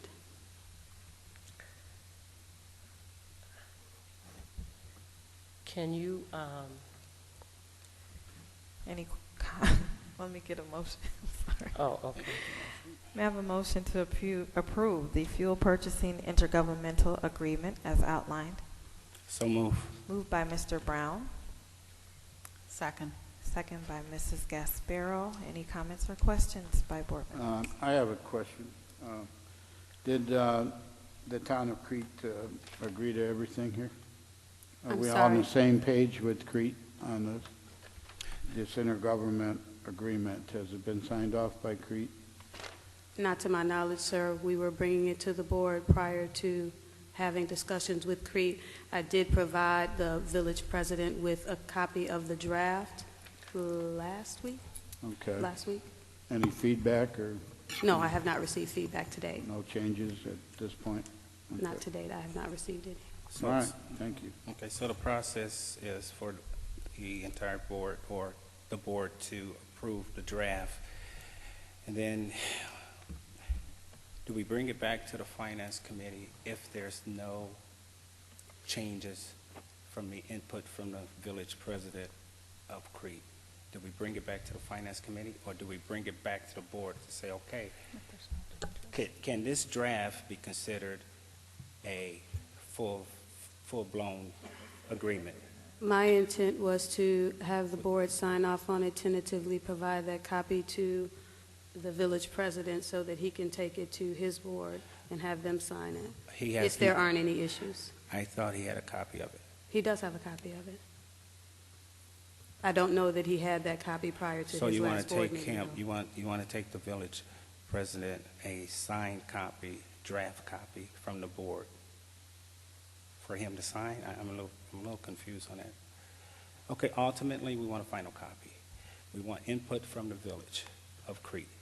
Okay. Okay, we basically said on our end, as it is right now, pending at least from the finance committee, to bring it to the full board, to get the board approval tonight, it would be considered still a draft, but however, it can also be considered a final intergovernment agreement, pending no issues with Crete. That is correct. And it stops right there. The buck stops right there. That's what I'm doing. Yes. Okay, it's not coming back this way. Sorry. Okay. Well, then my question That's why we call it in a draft. do we need to sign off on it if there's potentially changes that may occur? Well, at this point, you would be signing off on the draft. If there are changes, then those changes would come back to the finance committee for discussion. And then we need to reapprove?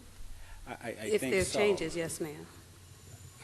I think so. Why all the steps? What's Yeah. the purpose? You take it, share with them, our attorneys have reviewed it, and you take it to them, they share with, I'm sure they're consulting their attorneys, and their attorneys and them have come to a conclusion, and then we have two, like they're saying, input. So why would we sign initially until they have had the opportunity to have feedback? Well, why are we spinning the wheel? I guess maybe, going back to the finance committee meeting, we did want the board to look at this, the full board, before we considered a final document to come to the board. I think we needed the full board input on the process. And I think that's kind of what we're doing here as a draft.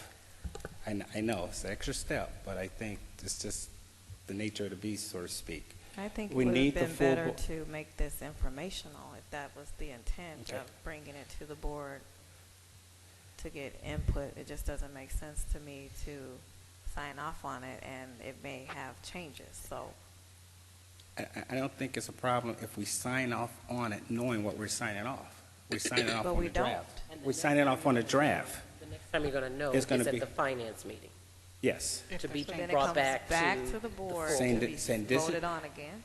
as a final document. That doesn't make sense. Okay. If you'd In my like, opinion. we can wait until we receive feedback one way or You can another take it from off. the It's village either and bring or. it back to the finance committee next month. I would go for that. Yeah. It's either or. Okay. Yeah, I'd rather I do mean, it's that. either or. So maybe we do need a motion to take this. We wanted the Okay. board input on Rescind this. the motion. That's So you, what we and want. more importantly, you want board input. We want, on it. yeah, Okay. we did not want to recommend Gotcha. to bring to the full board a final document when we did not have a final document, because it's okay, it was okay from the finance point of view, committee point of view, but we had not received any input from the village of Crete. Okay, so with the next finance committee, can we have any updates from the village of Crete? Can you seek those? We should. And we can at the moment. discuss? Yeah. We at can the- talk at- about it, we can iron Okay. it out, and, Okay. and, couple with the village of Crete input with what we have, and then we can fine tune it and bring it to the committee. Okay. I Now, was the just only- assuming now, that here's they the had only- given input already. That's all. No. Here's the only caveat on this process. Now we get the village of Crete input, and we recommend from the finance committee that it's okay, good to go, bring it to the board. What if the full board does not agree with it? Okay. It was just a So business decision can't as usual. approve anything that's not I know, but approved by, okay.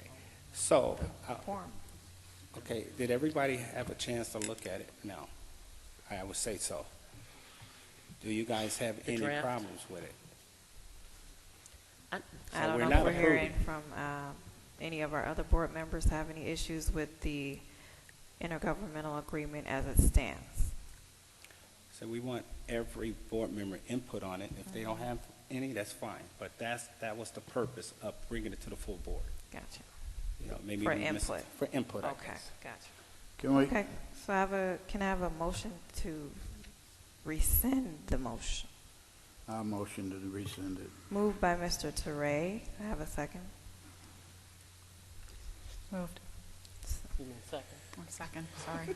It's late, I was all day. Second by Mrs. Gasparo. All those in favor say aye. Aye. Aye. All those opposed say nay. Okay, thank you. The motion is rescinded. And again, you know, just for a sense of urgency, this is, we gotta have a sense of urgency on this as well. Oh, first week of August. So we need a sense of urgency on this. August 5th. Because Well, there's a lot good of moving suggestion parts on is if that. there's any input or feedback or any changes proposed, that to forward it to all of us, Yes. perhaps for our Just review. any and input we're prepared. regarding I will Yes. get that out in an FYI, Yeah. ma'am, to make sure Please, that everybody let's get sees it, just like I sent this one, Yeah. just in Because case. we have some pending issues out there, and we need to move forward with this.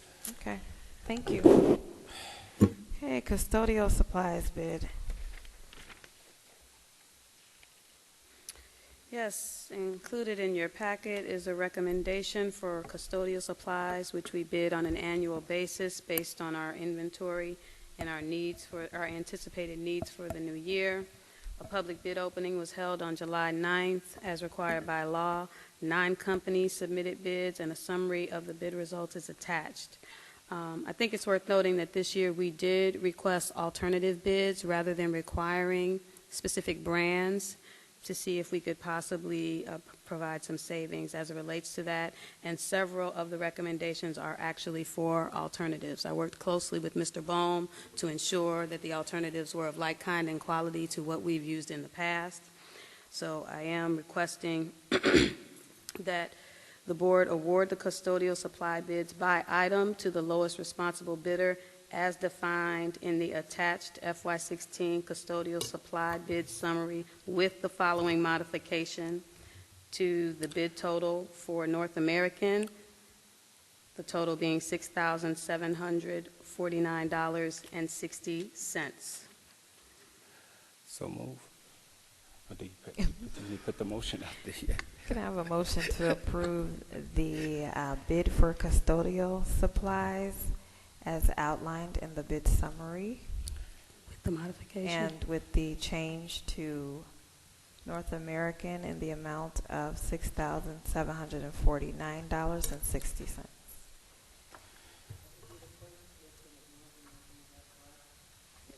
The second will be deleted.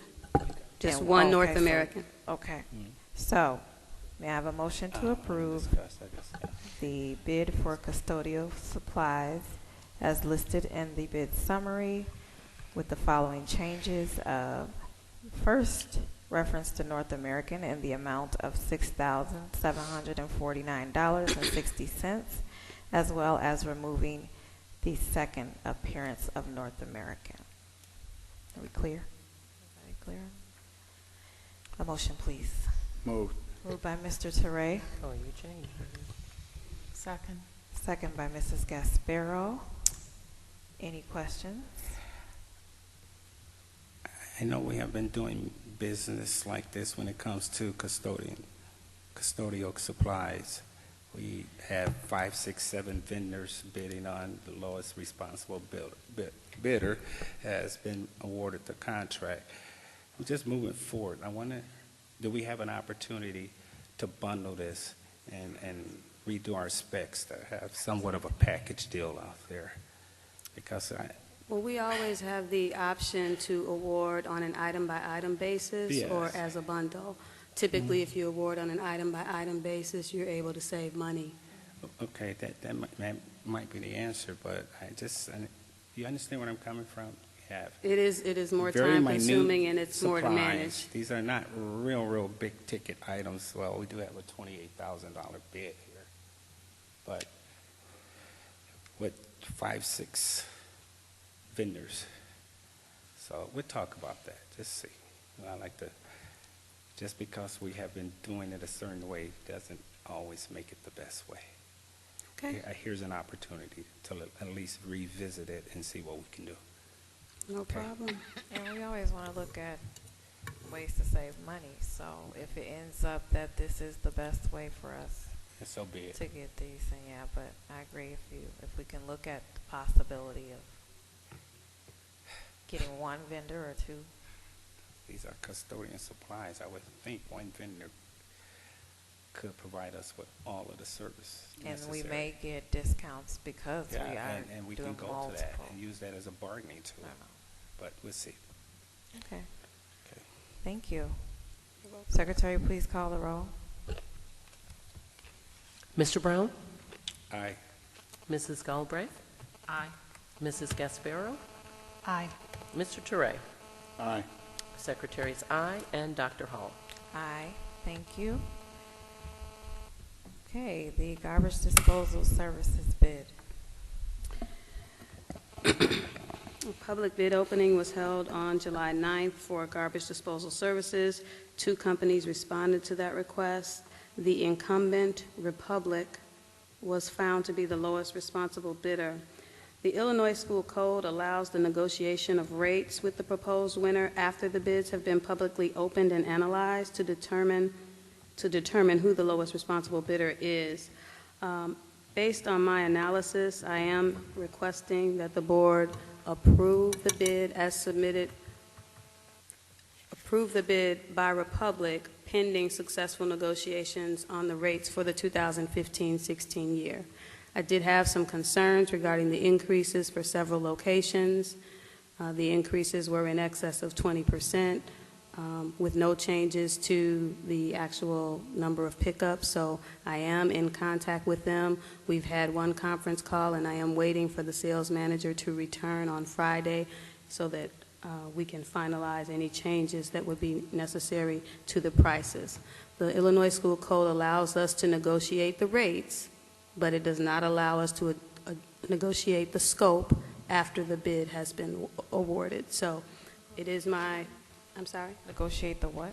Rates, but not the scope. I can negotiate the rates after the bids have been opened, but I can't change how many pickups they're going to have or the size of the containers. I can't change any of that at this point. So it is my recommendation that the Board of Education award the bid pending successful negotiations. And I know we've had them. How do you perceive these negotiations to go? Do you?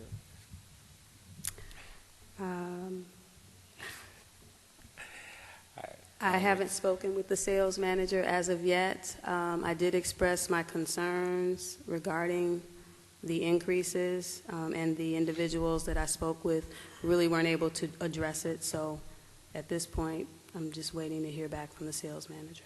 And as far as quality issues, I don't know of any recorded or documented issues with this company. I have not received any complaints on any issues, and I did work with Mr. Bohm regarding the number of pickups to ensure that we do have the space to reduce the number of pickups, because we did reduce pickups at 8 of our, well, we have 11 locations where we pick up because we also pick up at the maintenance building, but we did reduce the number of pickups. For example, Balmoral School had pickups every day. We're going down to 2 days a week based on the need in an effort to save money. So I don't believe that Mr. Bohm had any concerns as it relates to the service provided by Republic. Okay. Dr. May I have Williams? Oh, I'm sorry. I'm sorry? I have one question. The timeline for decision? Ms. Galbraith, did I put the motion? April. I'm sorry. That's a typo. I'm all out of turn. Sorry. That's a typo because it was rejected. And I'm then it asking came a out to question. bid again. My apologies to the board. May I have a motion to approve the fiscal year 16 to 50, fiscal year 18 garbage disposal service bid as outlined, pending the successful negotiations on the rates for the 2015-18 school years.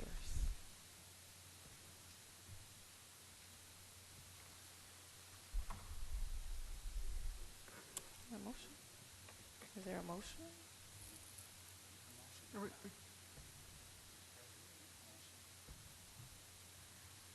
Can you read motion again?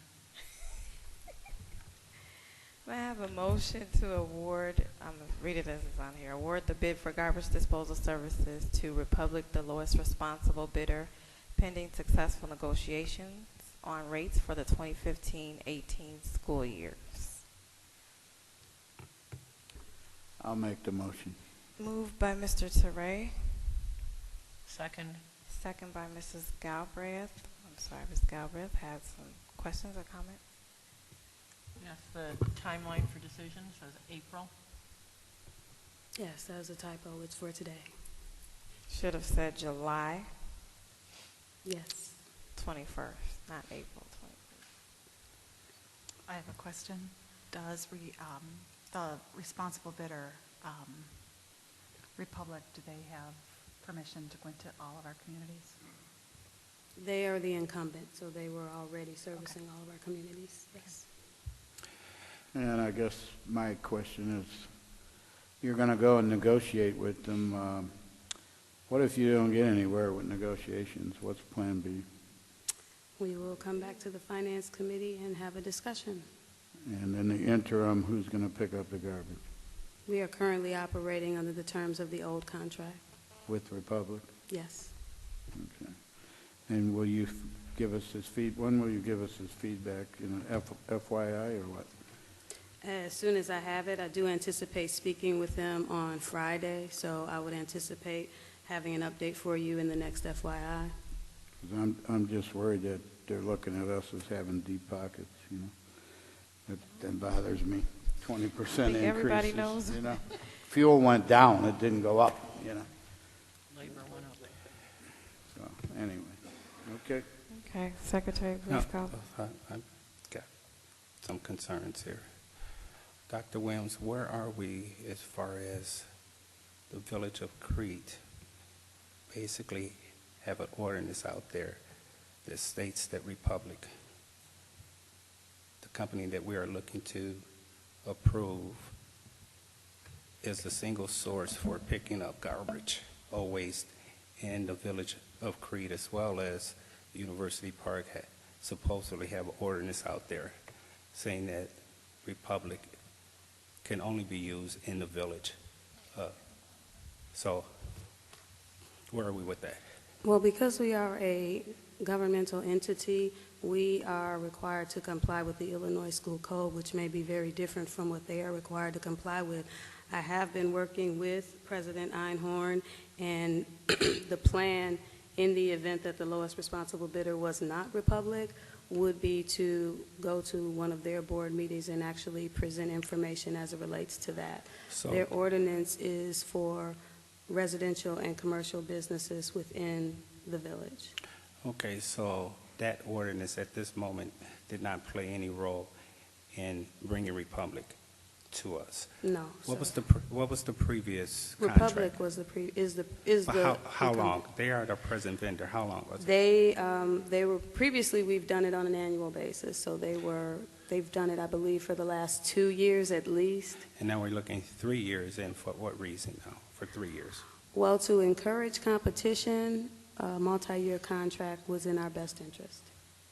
And prior to that, Republic was kind of scratched because we was going down the road. Did we always look for 3 years or 1 year? No, prior to this year, we did 1 year.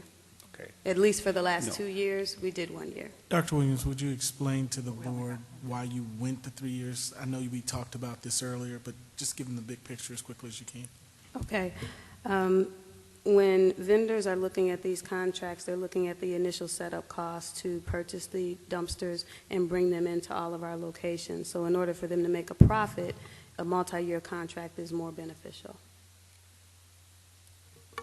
So, with all that being said, Republic, with the one-year contract, they pretty much outbidded everyone because they had their foot in the door. Is that correct?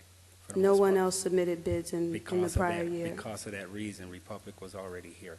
But now we gave an opportunity for other vendors to bid because of the 3 years, and Republic still came in as the lowest bidder.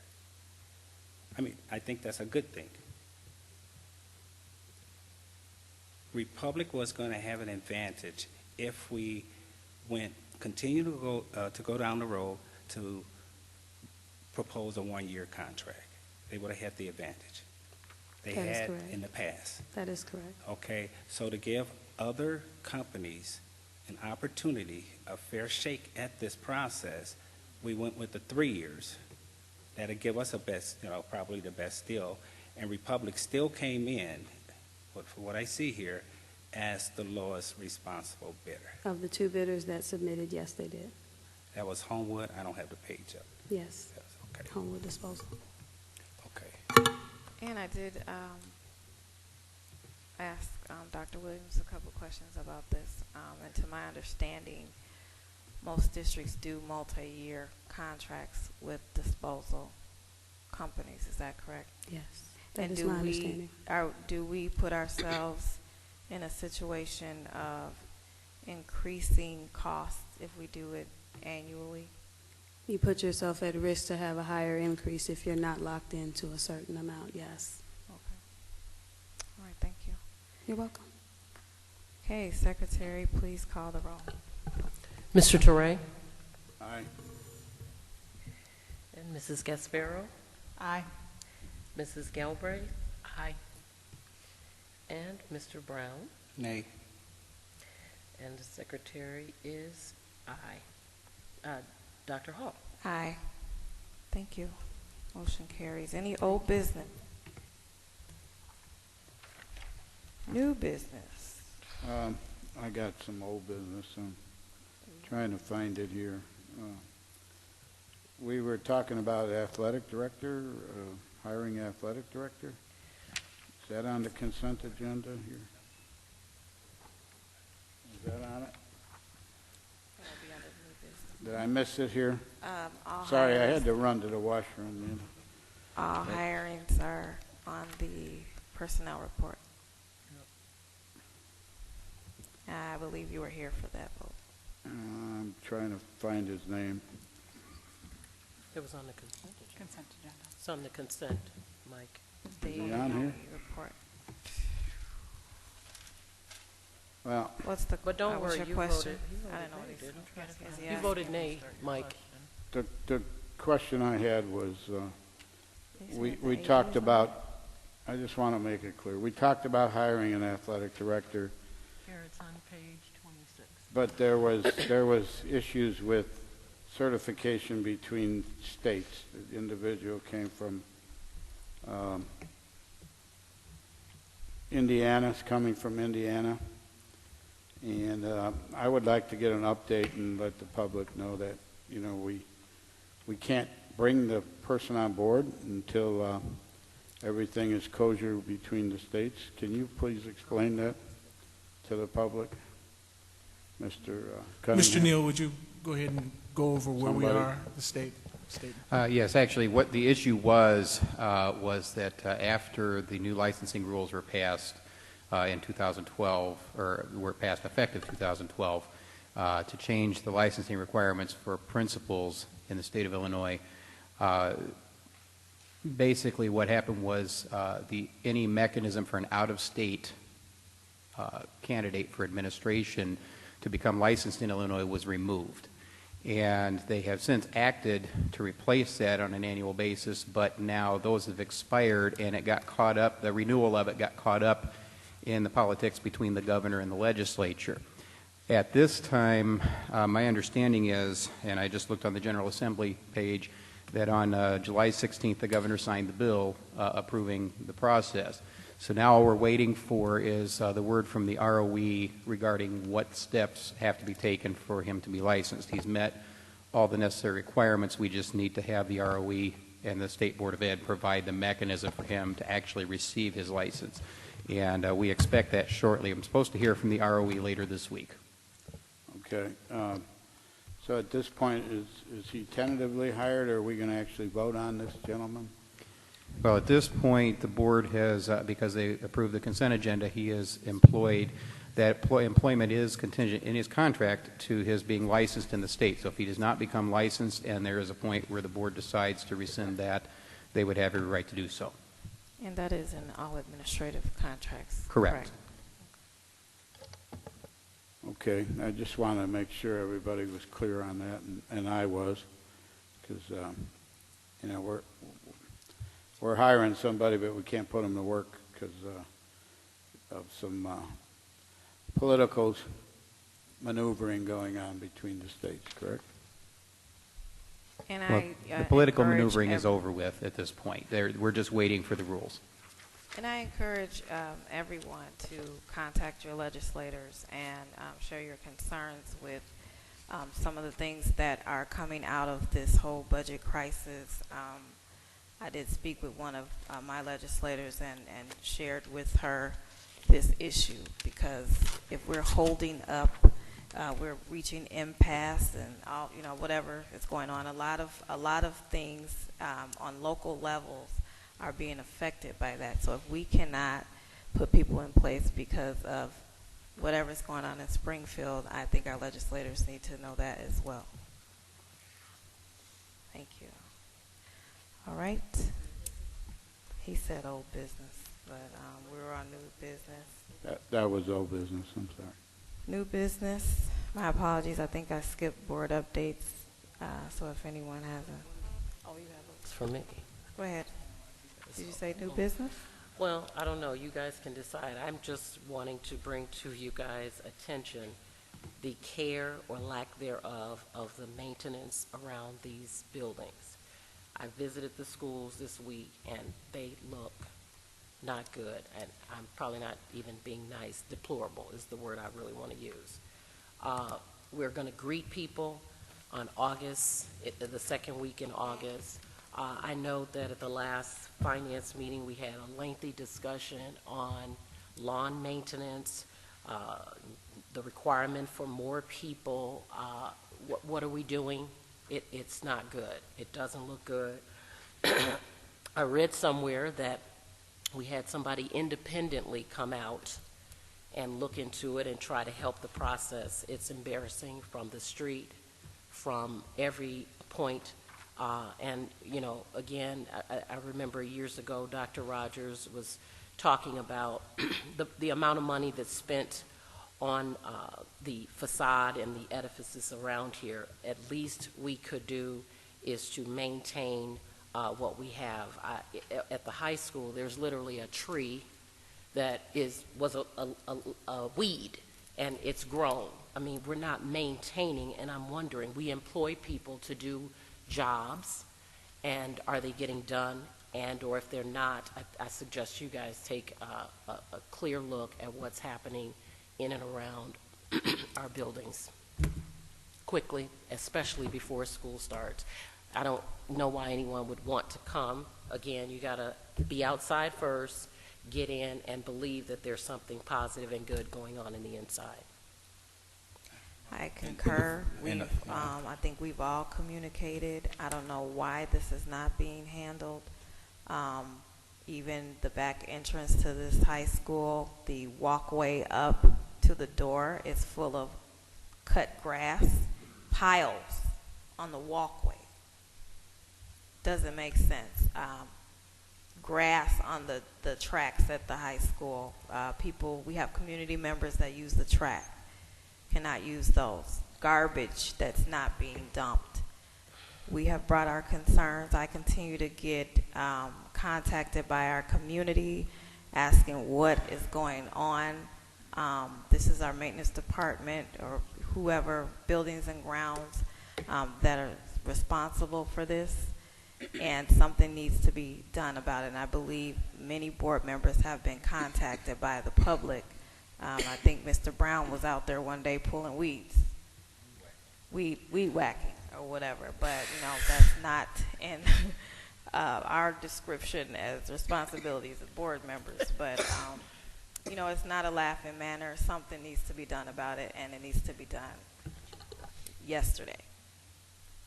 We will have a report to you in your next FYI, where we've been, what we've done, and what we're doing. Mr. If there are Cunningham, questions with or all any- due respect, I don't really want a report. You're going to get a I report just because wanted y'all to- need, we're going to get it done, but you need to know about it too. Please. Okay. It needs to be done. Yes, ma'am. And again, And you I'm know, not saying you all haven't made efforts, because I know you have, but I don't know what the issue is. Here's what I heard. It's nice that you guys made efforts. I want it done. And I heard it not just from the president, I heard it from the entire board. and again, Superintendent, if need be, at my expense, I'll bring some teenagers out here if need be. If we don't have We the pay people. resources to make it happen. you We'll know. make it happen. Not We in, pay not in people to do August, that. late August, not in I'm- October. There's a liability issue with that. I don't Yes. know if we can bring teenagers out here to do work. How do they get here? Who's responsible for them? What happens if they get hurt? And know it's we a have liability community- with what we we're have looking community at. volunteers. We have Employees, we have employees. But We I'm will just get it saying, handled with whatever our it takes, employees. that's in my opinion, a relatively simple task. Thank you. Grass cutting, weed whacking, trimming the hedges. Again, for security purposes, we have hedges that's growing, overgrowth, past windows where people can sneak in. I think we had a busted window at, I believe, Talala a month or so ago. Graffiti. And it's graffiti and a busted window. So we need to make a quick assessment. We shouldn't have to continue to repeat ourselves on this issue. Okay. I'm not a real angry guy, but I'm getting angry at this. Understand. Okay, may I have a motion to adjourn this meeting? Hold on. Moved. Moved by Mr. Teray, Second. second by Mrs. Galbraith. All those in favor say aye. Aye. Aye. Move my All those Mr. opposed say nay. Second. Okay, meeting adjourned. Thank you.